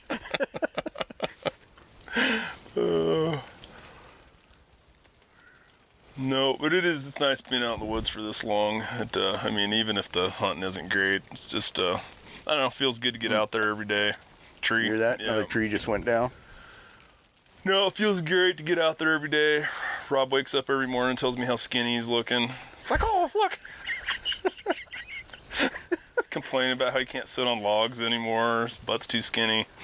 I'm going to shut this thing off. I don't like where this is going. This is not a Rip on Rob podcast. You know how many No, I was just telling you, you look great, Rob. You look great. Wait, another tree just went down. Yeah. You know how many really cool, famous people have been on this podcast? And I let you on here. Man. No, but anyway, back to that though. It's great. It's just a healthy. For me, it's a great mental, physical break. Just being able to get good solid exercise every day. And man, I haven't felt stoved up or anything. I felt really good. I mean, as comparative to years past, we haven't covered the ground. There wasn't a reason to. Right, we haven't had, yeah, and that's the thing. If, we got a bull that's gonna act like he's gonna bugle. We're gonna go almost anywhere that they're doing it. That's what we've done in the past. But without this is like there's really probably no reason for us to go way off deep in the holes when we can bugle into them pretty good. And in the past, we've got them to bugle back from at least make some noise from a fair distance away, and then you can figure out where they're at and go. But otherwise, it's just. Because some of these places we can get ourselves into, I mean, you're committing an entire day, and if you don't know there's anything down there, it's kind of pointless. Yeah, not killing them. If you're going to go down there, you've committed your entire day. Yeah. There's two big hikes that we're probably going to do here, out the Big Ridge, out the Bad Road, and then the other one that man, it's getting after it now. So we're going to do a couple of big hikes. Did you just hear that bird? Huh? I think he's like, I'm out of trees. I'm out of trees. He's hollering at his old lady. I told you not to build a nest in this one. You know, here recently, as I gotten older, you know, we used to go. We do this every year, but as the years go by, you know, miss the family and, you know, the the trials and tribulations of raising a teenager, and, you know, you hate to put your wife in that position. But this one has been the best in a while. It's just been, everything's cool at home, the kid's cool, mom's cool, and I don't know, I might ask her if I can stay another week. Yeah. Let's do it. If we don't get snowed in or run out of saw gas. No, I know. It's kind of looking at the way things have played out. It's like, man, the day we leave is probably when it's all going to go down. But we came up here these weeks for a purpose. Yeah. And it's about hunting pressure. Because this will be insane in another week. Yeah, it will. And, you know, if it had been like the years past where we had the elk numbers, I think we would have, you know, we'd have one on the ground or have had a lot more close calls. You know, yeah, we just haven't had the elk to I was up here. Play with. I was last year. I mean, typically we've got 6 or 8 by the end of the week. We've had 6 or 8 encounters. Mm-hmm. Last year I killed on the 5th, and Kenny, I love you, man. You know, he had 2 opportunities during that week, and that's just not call-ins; those are actual shot opportunities. And for us to be up here 9 or 10 days now and have 1 shot opportunity, you know, should have killed a bull, and then just 1 other call-in is pretty sad. Yeah, it's pretty sad. And I'm like I said before, I'm baffled at the situation here. Yeah, I think even counting what we had this morning, I think we probably still not much more than 10 bugles total. We've literally seen 3 bulls because these 2 are the same ones. Yeah. We've literally seen 3 bulls. And that was the first bunch of cows we've even seen. Yeah, and no tracks like we usually cutting tracks all the time. No, and yeah, I mean, the last year that I didn't come last year, the year before that, it seemed like every time Rob and I'd go down a ridge, we'd bump a bull and, you know, then be something else bugling over there. It's like you're constantly like chasing bulls around. It was pretty good. Yeah, I'm not sure what's gone on here, but something's a little wanky this year. Well, at least we got our second snowstorm by September 7th. Yep. Maybe who knows? That moon's waning now. This weather come through. We know that they're starting to get ready, looking at that behavior today. So we might have a really good last 4 days, stacking them up. Is that all it is? 4 days? Yeah, Tuesday through Friday. That's what we got, buddy. Damn it, Jim. Mm-hmm. That's 4 more times I gotta get up and light the fire. Get your ass out of bed. 5 times, because they'll still make you light one on Saturday. Shit. We might be shoveling out. Possibly. I'm gonna shut those tent doors. Yeah, it's getting a little cold. All right, let's wrap it up until the big kill fest here.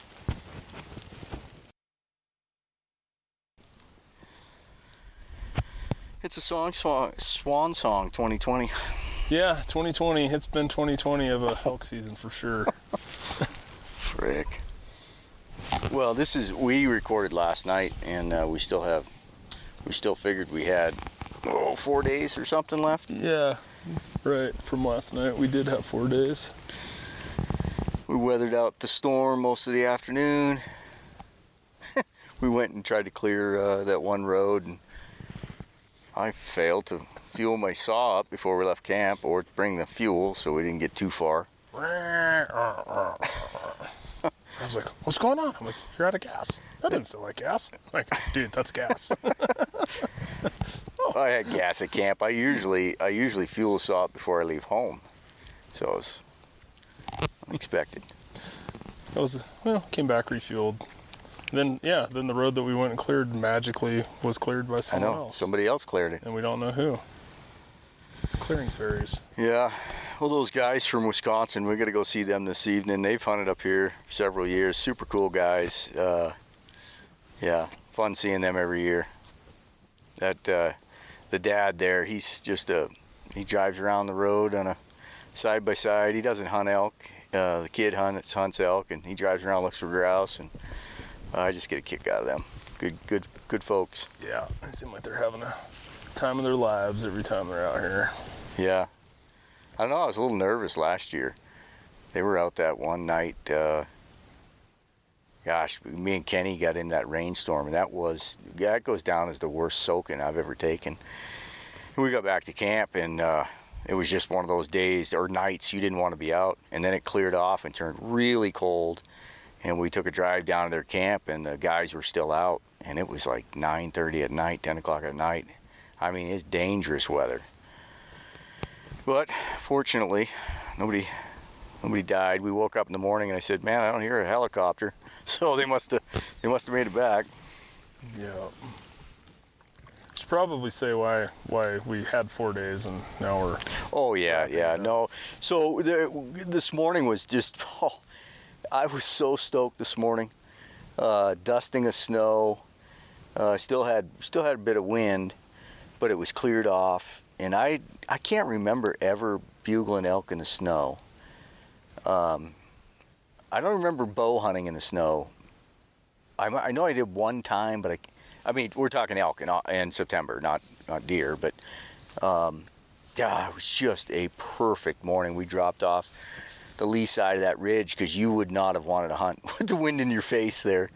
But we were going to work some other opposing ridges, and it was just perfect. Yeah, and the wind dropped off pretty quick too. I mean, we got, kind of on the lee side of the wind, but even once we kind of broke out of that where we should have been full in the guts of the wind, it wasn't that bad. I mean, it was a perfect morning. We should have been able to hear stuff. Went to the spot where we always hear bulls bugle, and they're bulls that often we have no intention of ever going after because they live in the depths of hell down there. But yeah, nothing at all.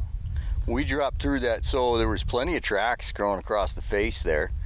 They had fed and probably should have been up and feeding because the night was rough. That wind picked up again last night coming from the east and was just ripping, I don't know, somewhere around midnight.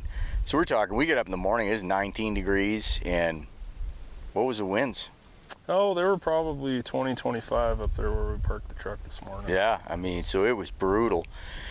But you could see the tracks, in the snow. The critters were all across that face. And once the wind dropped off, you could hear a pin drop across the canyon. I mean, it was one of the stillest mornings ever. And, we just doing our locate bugles, and think we might have heard a squeal off to the north there. And we eventually got a grunt down in the bottom. And you spotted that bull. Oh, down in the bottom. Right.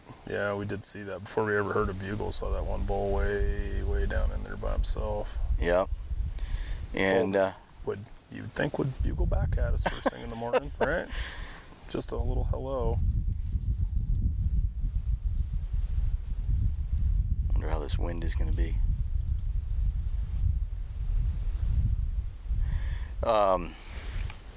So it was a downer. I mean, it was beautiful, freaking unbelievable. I took some pictures that I won't post, but just massive country, snow-capped mountains, dusting of snow. The sun was warm, and no game to be had. No game. NG, no game. But in the meantime, the rest of the world is apparently blowing up. We were recording last night. My phone was blowing up. I live in northern Idaho, and they're evacuating roads and houses and shutting down highways. And there's quite a fire over there. And then you got your deal. Yeah, and I left I made a decision to leave a pretty good fire behind on my own piece of ground that I'm responsible for. I had a good person covering for me, but it was a tough choice to come over here. But I was glad I did. But then in the meantime, when that cold front came through yesterday, I don't know that any of those are lightning starts. But anyway, in my sphere of influence, there's 4 new large fires back at home. We're already shorthanded down there. So been kind of struggling with it since last night, but made the decision, especially it probably didn't hurt that it was really cruddy hunting today, but made the decision to pull the plug and pull out of here first thing in the morning tomorrow, go back and take care of my job. And the complicating thing is my wife has the exact same job that I do in a different location, and she is super swamped too, so between work duties and home duties, it's probably prudent for me to be at home. So in short, you can say that the number one top dog stick flicker is needed back home. That's true. That's true. And it's a good thing for you too, Rob. It's because I think I told the story on an earlier podcast about one other time that we decided to go home early, and we'd gone on this big old hike. Rob's feet were just destroyed with blisters. And he takes his boots off, and his feet are just hamburger. And you could tell, I mean, at the last half mile, you're just limping down the hill. And I'm like, look at him, like, you want to go home? And the hunt wasn't good anyway. It was an opening weekend. And he's like, yeah. And then I hear him a little later getting on. And I said, yeah, and I was trying to make him feel better. I said, I wouldn't mind getting home, see the wife and kids too. And this is true. A little while later, I hear him call his wife. And it's like, yeah, I'm coming home. Jake wants to go home and see the wife and kids. And I'm like, look at him. So anyway, this time legitimately, I'm the one pulling the plug, so we're even. He's factual here. He's factual. Not often he tells the truth, but this is the truth. It's one of the few things you fess up to. Yeah, I can't. It's tough to get out of that one. If there's an avenue to get out of something, I generally can take it. But no, that was a tough one to squeeze out of. Yeah.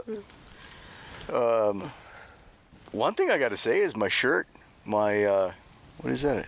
An Apex. That synthetic shirt. It doesn't stink. 6 days. Wore that thing 6 days straight. Barclow said it wouldn't stink. It didn't stink. Yeah, and I think I sweat a little bit more than you. I'm on my second. Actually, I'm recycling this merino t-shirt that I have, which isn't a hunting brand. It's an icebreaker t-shirt. I've had really good luck with them. Icebreaker, yeah. Yeah, that I wear underneath my other merino camo top. But I noticed I was getting a little rank today. Dude, that's why we weren't getting any elk. Yeah. Couldn't be from the gas plume that follows you wherever you go. Not seeing elk gives me gas. I don't know what to say. You ripped your pants today. We just talked about. I know. Just talked about no rippage. Yeah, finally, and I've had these. This is a pair of the First Light corrugate guide pants, and I've had them for. This is my fourth season in them, and I wear them. Yeah, you wear the hell out of them. And I don't even wear. I wear them. I wear them on backpack hikes and stuff in the summer too. And this is the first. What the hell's going on over there? I don't know. I heard that earlier. We gotta. There's somebody raising hell over in our cooler. Grab the bows. Huh. I didn't mean to interrupt you. Wonder if that doe is back around. She's in trouble. Yeah, no kidding. No hesitation. I just took my broadheads off. So it's all you. But anyway, these pants, 4 years worn them. Finally, we were just talking like how we don't tear our pants up, but I finally hooked a stob crossing a piece of deadfall on the hike out. I seen it, heard it, and I said 3/4 tear in there. Yeah, I seen it, heard it. I was like, "You just ripped your pants, didn't you?" Yeah, but it finally happened. But yeah, I got my money's worth out of these. I actually bought these used off a rock slide. Did you really?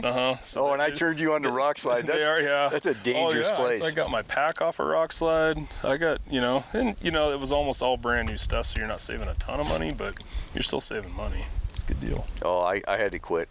I had to quit rock slide. Yeah.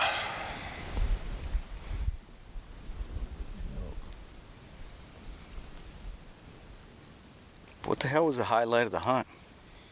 Besides me missing. Well, man, I think we hunted. I mean, I think we did a good job. We covered country. We didn't keep going pounding the same place even after we saw elk. We didn't just keep going back in there day after day, which I think is a lesson we learned a long time ago, not to keep going the same place day after day. And so when we did go back in there, the elk were still there. Yeah, and that's number one. That's hunting right. We knew they were there. We didn't blow them out of there. Just let them settle down. And you can't always do that when you got high hunting pressure, because you gotta get in there and get after it before somebody else blows them up. But we played that herd right. I think we messed with them 3 different times. 3 times. Yeah. 3 And times. thought we had the textbook set up, but didn't work. No, it was a good play we made on him yesterday, and I think he just was a kind of subdominant bull that he just was not going to do anything. Yeah, you know, his cows out of there. You said that yesterday, but I don't know where the dominant bull is unless Harry comes out of that hole over there. Maybe, I don't know, maybe he's got cows, maybe he don't. But what'd you think about packing the stick bow this year? You think you're going to continue? Yeah, like I told you at the beginning of this, and I don't know. I hunted with a bow quite a few years, and it hasn't been exclusively. I've had rifle tags here and there and stuff over the years, but it hasn't been every year. But we've been doing it together for bow hunting since I think the first year was 1998. Sounds about right. And we've hunted together most years since then. But having said that, I have never passed up. I've never had a shot opportunity at an elk at over 30 yards. And so it's just like, I don't know that I feel, especially as I hopefully I'll continue between now and next season, get more proficient with the stick bow. I mean, that's still within the reasonable realm of the stick bow, and I know guys get these big long shots, and I mean, I guess if I was one of those guys that could shoot 80 yards, I could have shot that one you missed, because it went out there about 80 yards and stood there, because after I started cow calling, stood there broadside in the wide open. But I was pretty good with a compound at one point in my life, but not 80 yard shot on an animal good. So yeah, I just can't think of, for at least my almost 30 years of experience, I just don't know that I'm missing out anything on the range, and I think there's some advantages with shooting the stick bow that you don't have with a compound. Yeah, I was actually kind of surprised when you said you never passed up an animal because it was too far, and everything you killed was within 30 yards. Yeah, I missed a deer one time at 40. You were with me. Was I? Yeah. Let's talk about that. It was like, I think it may have been my first or second year. Was it the one? Was it bow hunting? And that's when I could shoot, and that's when I was really good. And I just flubbed it. I don't know what I did. I got doe fever on that one, but that wasn't the one where I was standing behind you telling you to hurry up? No, I didn't get a shot that time. We never even saw. Because you didn't hurry. We never even saw him. Well, if you hurry, you might have seen him. Yeah. But no, it's just the way things worked out, and it just seems like the places that we tend to go, I mean, whether it's North Idaho or down here where we're at now, it just doesn't seem like you're going to get opportunities that are that much farther than that, just the way the timber is. I mean, I suppose there's some windows in this burnt stuff where if one lined up just right, but I don't know, it's never happened. So it'll probably start happening all the time now. I'll probably have a whole bunch of them just come out there and stand broadside at 40 yards. And I'll throw that thing on the ground. Never again.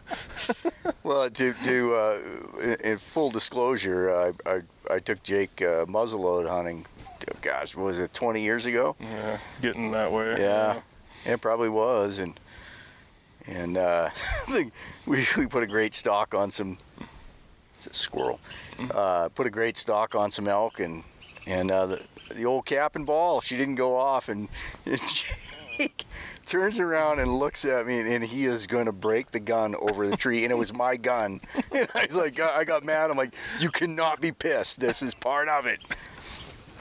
Well, that's a bad part of it. Yeah, so I didn't know how my Bear 59er was going to fare. Had something gone awry. No, it's fun, and I love being able to stump shoot all the time. It's nice. Well, you killed grouse too. Good practice. Yeah, got a grouse. Got several grouse. A participation award. Yep. Several grouse with the bow, and Yeah, and I love shooting the thing. It's like I said earlier when we were on the thing. It's just so much more fun than shooting the compound. It's certainly. I didn't shoot a compound much. I never, but it's just such a challenge mentally. And somebody might burn me at the stake, but I always said like shooting a stick bow is 80% mental, 20% equipment, and shooting a compound was like 80%, mechanical, your equipment, and 20% mental. And maybe that's not true, but it's always the way I looked at it. Yeah, and I mean, it depends on the level of accuracy you're getting to. I mean, that's just the whole thing with the compound. I mean, the whole world of accuracy shrinks down. But I mean, there's a lot, and the thing is, coming from the compound, I mean, a lot of it transfers. The whole idea of follow through and back tension, and and clean releases. It's not a different sport. It's just different equipment. And obviously shooting instinctive, there's a different thing there, which just takes a lot more repetition. But really getting dialed in to be super accurate, and these guys that shoot a long ways or whatever, that's not just equipment. I mean, that is true. being really damn good at executing a shot and being able to hold on it. Because that margin of error, the farther you get out, is much smaller. No, that was good. No, it was fun. Like I said yesterday when we were talking, it's just like I love hunting, and I really wish I had a couple pasture-raised elk at home, so I didn't really have to worry about have the pressure of bringing some meat home. But that's the only bummer for me. I think you can buy them. They're called Herefords. Yeah. Angus. Yeah, but no, I do like having the meat, but aside from that, I really am getting at that point where it's not really all that important for me to kill something, big horns or whatever, other than the meat. I will say that's the pressure, especially when you're. I tell my wife at a busy time of year, bye, I'm leaving for 2 weeks. I'm gonna go get some free meat. I'm gonna go get some meat. Free meat. You better get some meat. I might have to swerve at something on the way home. Man, it was good to have. I mean, I don't know.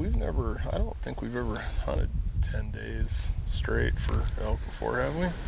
Well, we've never hunted 10 days straight and not killed something, I don't think. Yeah, and I don't know that. It seems like all the times when we've picked a week and gone, it's like I've never gone more than 3 or 4 days without at least getting really close to getting something. Yeah, this will go down. I mean, I'm going to be baffled. I'm going to be baffled for a long time. And like I told you today, I wonder if I want to come back next year, but it's hard not to because it's great habitat. Yeah. We know there's been elk here before, plenty. Yeah, and not the pressure. I mean, there's part of me that I would really love, in the area around where I live to figure out, the hunting around there, because I know there's guys that do really good, but every time, when I'm working, driving around that time, there's just people everywhere. It's just like I can't imagine trying to hunt down there.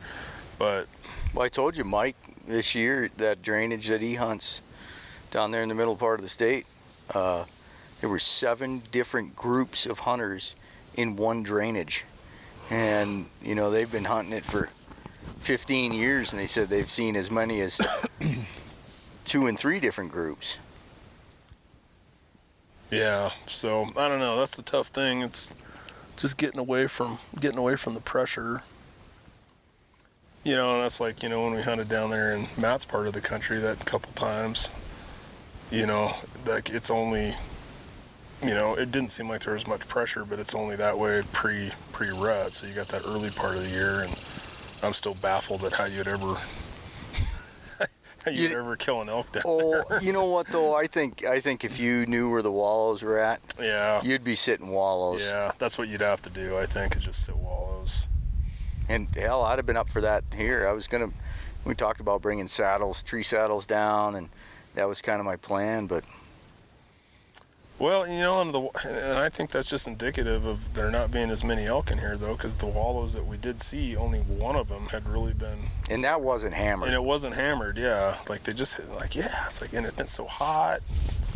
You think they would have been hammered out, but the one that we can glass from up here, I mean, that thing didn't look like it'd been touched. No, and that whole drainage right there is probably the most baffling to me because. Well, that's where I killed my bull last year. The year before, I was on elk there, and actually, Jake and I were joking like 5 years ago, the first year we got here, we looked at that hole and there was a bull bugling down there, and we're like, and it ain't because we're pussies. Never gonna go down there. Yeah, it's not because we're pussies. And I spent my whole freaking year getting ready for this hunt, but there's just some places like that basin over there. You just. To go down there and kill one, and I actually talked about it one time about a guy that had never killed an elk, and I was with him, and we snowshoed up in the St. Joe. We snowshoed up I'll say it. Well, we snowshoed up this trail. It was 2 hours to get there. I took my snowshoes off, and literally it was really light, fluffy snow. Literally went to my frickin' nipples. And it was spooky, but when you get on the south-facing slope, it is kind of wind had blown off and stuff. So there was elk down there, and I told him, I said, man, don't go down there. It was a muzzleloader hunt. I said, don't go down there. I can't help you. I cannot get an elk out of there. It was just freaking brutal. And he went down there, wounded a bull, and what am I going to do? And I actually had to go down and pack a trail for him because he couldn't get out. So I guess my point is, sometimes you just hunt too hard. You just, there's some things that you just got to leave be. Yeah, I think there are definitely places like that. And it's probably good to have places like that too, within your hunting area, places you just don't go. And, especially rut and elk, eventually some of them are probably going to come out of there, chasing cows around, looking for cows, subdominant bulls getting pushed up out. I don't know, but it's probably good not to dive off into some of those places. Wow. We went with the plan to go down there, the thought to go down there about 4 days ago, and we were hiking out of there today. I was turned around and I said, F this. Yeah, I am not getting an elk out of here. It would be 14 trips. Yeah, that would be bad. I mean, we've hiked some bulls up out of some really steep stuff before, but it's just not that long. Oh, yeah. It's just like, 'cause I mean, even that very first, at least I think, was that that spike that you killed? That was your first archery bull, wasn't it? That was steep as heck, but it was only 300 or 400 yards up to the road. Yeah, and we were 20 something. Right.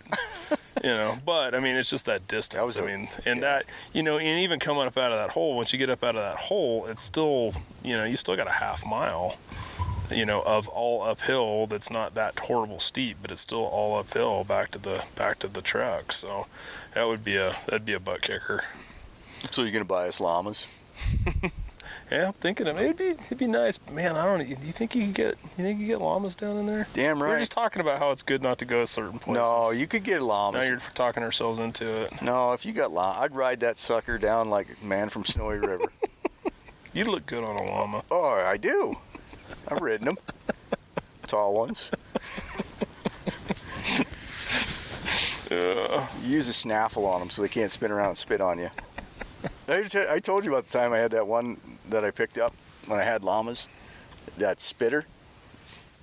Oh, criminy sakes. I used to be a little bit volatile.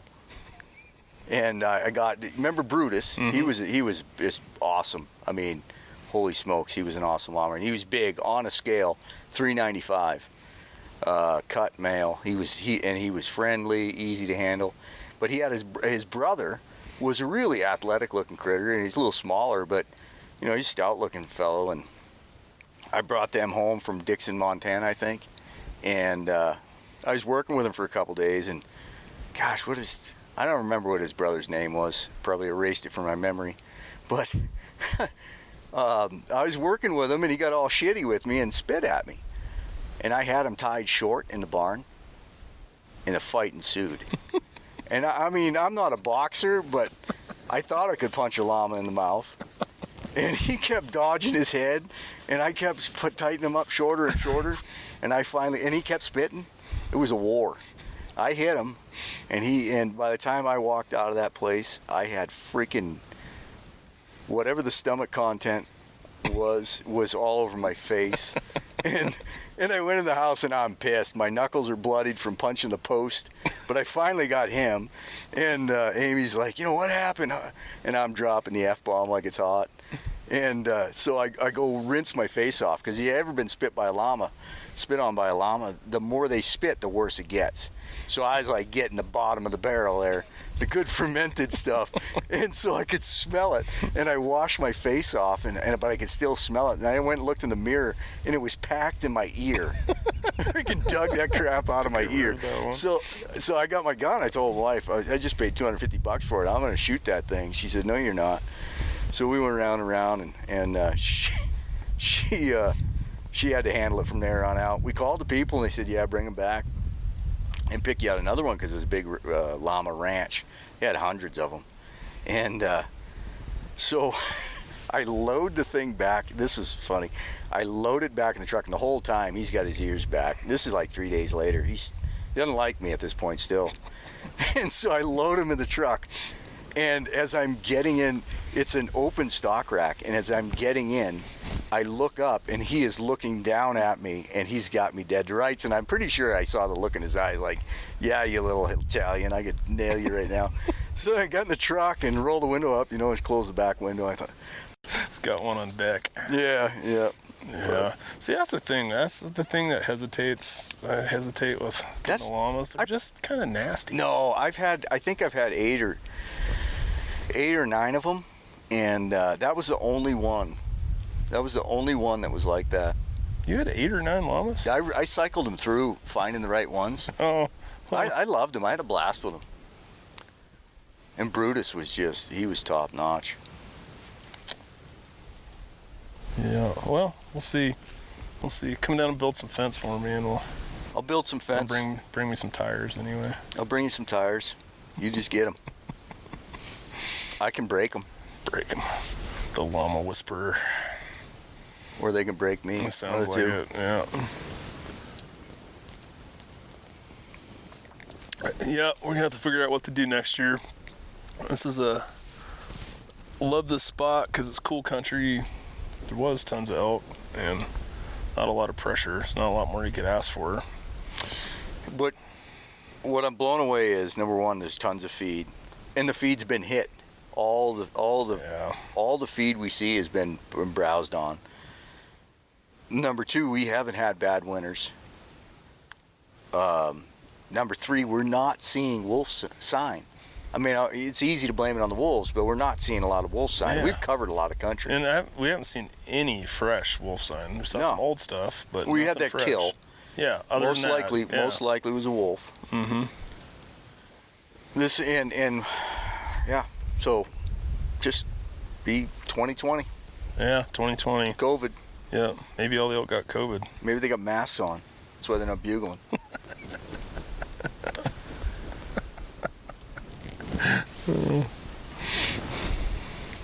Till next year. You got any words of wisdom for anybody that picks up the stick bow for the first season? I think the thing that I'm still, it's obviously there's mechanical reasons for it, but there's just some days where I'm not shooting very well when I go out and shoot stumps in the mornings. Like I get this consistent left that I thought I kind of had figured out, and then there's other days I can't hardly miss anything. And I think that's been the hardest thing for me because, once I was practiced up with the compound, it's like I was drilling stuff. There's still animal in front of you. There's still all those factors, but as far as actually shooting, stumps or targets, like once you're dialed in, you're dialed in. And I think there's just something with, anybody that's thrown a baseball very much, some days you're really hot and some days you're not, and I think you just gotta keep working on that till that margin of the hot days and the cold days that the the margin between those two isn't quite as big. So anyway, I'm looking forward to continuing to shoot a bunch more. And like I said, I really do enjoy shooting it. It's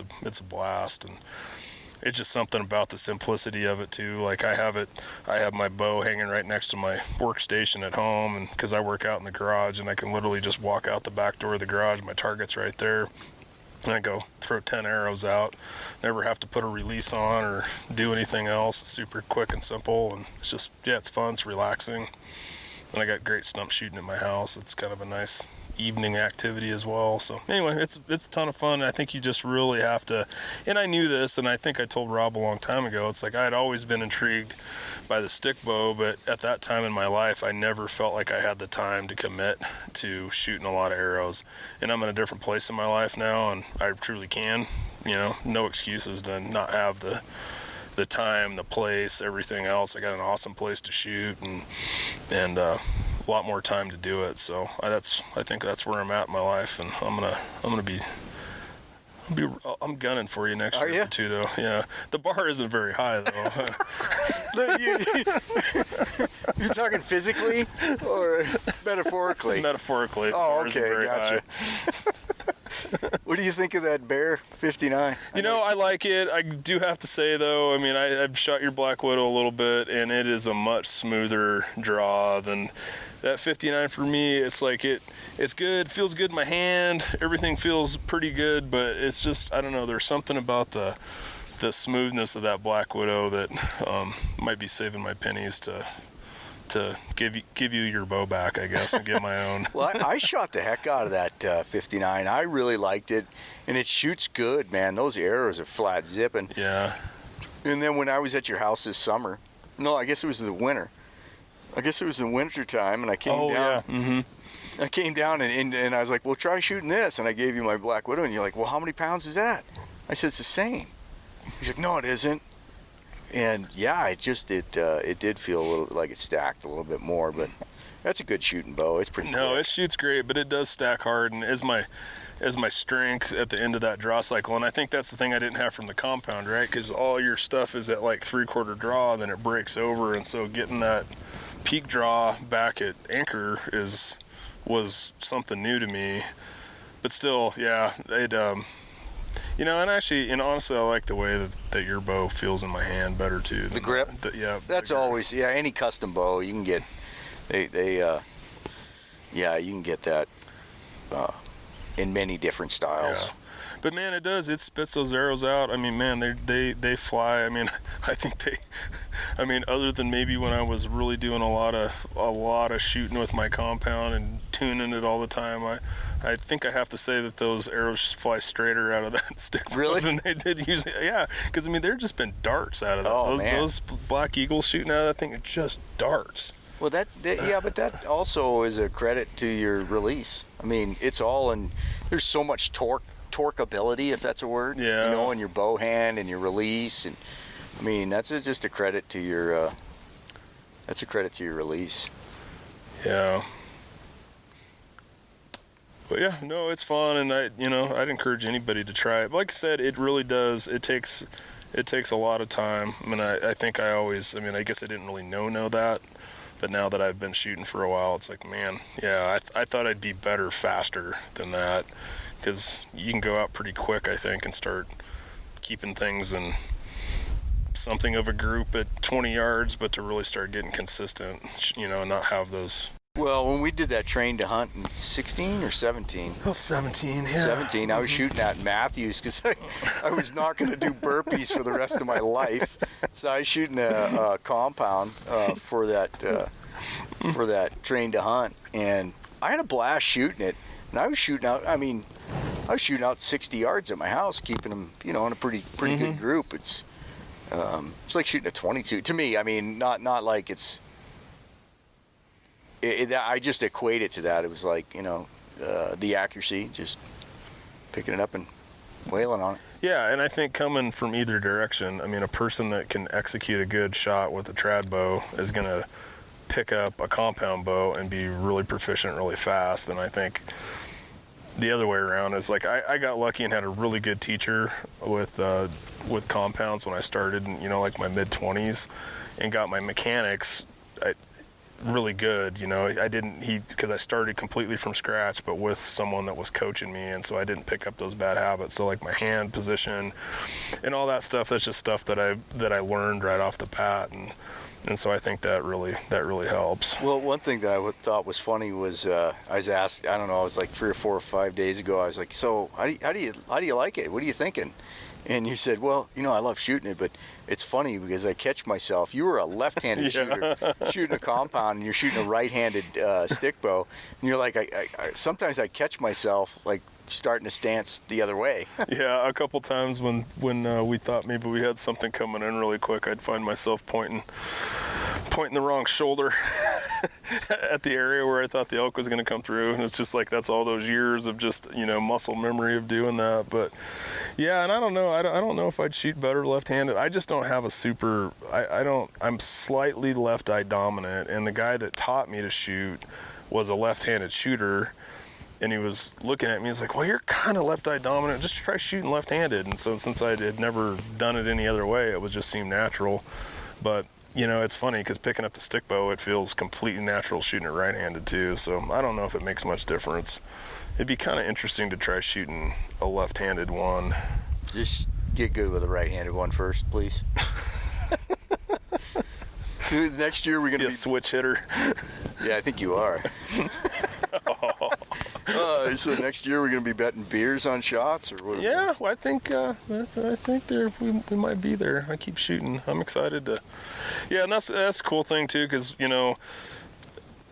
back with the compound, like once archery season was over, I wouldn't pick up that bow again until the next summer, sometime most of the time, But I really do enjoy shooting the stick bow, so I can see myself continuing to shoot, just as much, as soon as I get home. That's cool. Maybe next spring you have to come up and tree stand bear hunt. Yeah, bait hunts. It would be fun to try that. That'd be a good way to get your first trad kill. Yeah. Would have been better with a big old bull, but. Tell me about it. What ifs? Shoulda, coulda, woulda. All right, man. Well, 2020's in the books. At least this part of 2020. I'd like the whole thing to be over. I think the rest of the country will agree. We're gonna go hibernate till January. Yeah, let's just call it 2021 and start the new year, September, 11 or whatever it is. I don't think I'll get any pushback from that. All right, dude. Well, thanks for doing this with me. Yeah, you bet, man. Thanks for continuing to put up with me and hunting and setting me up with all the gear. Absolutely, my pleasure. You good? I'm good. All right, Roger out.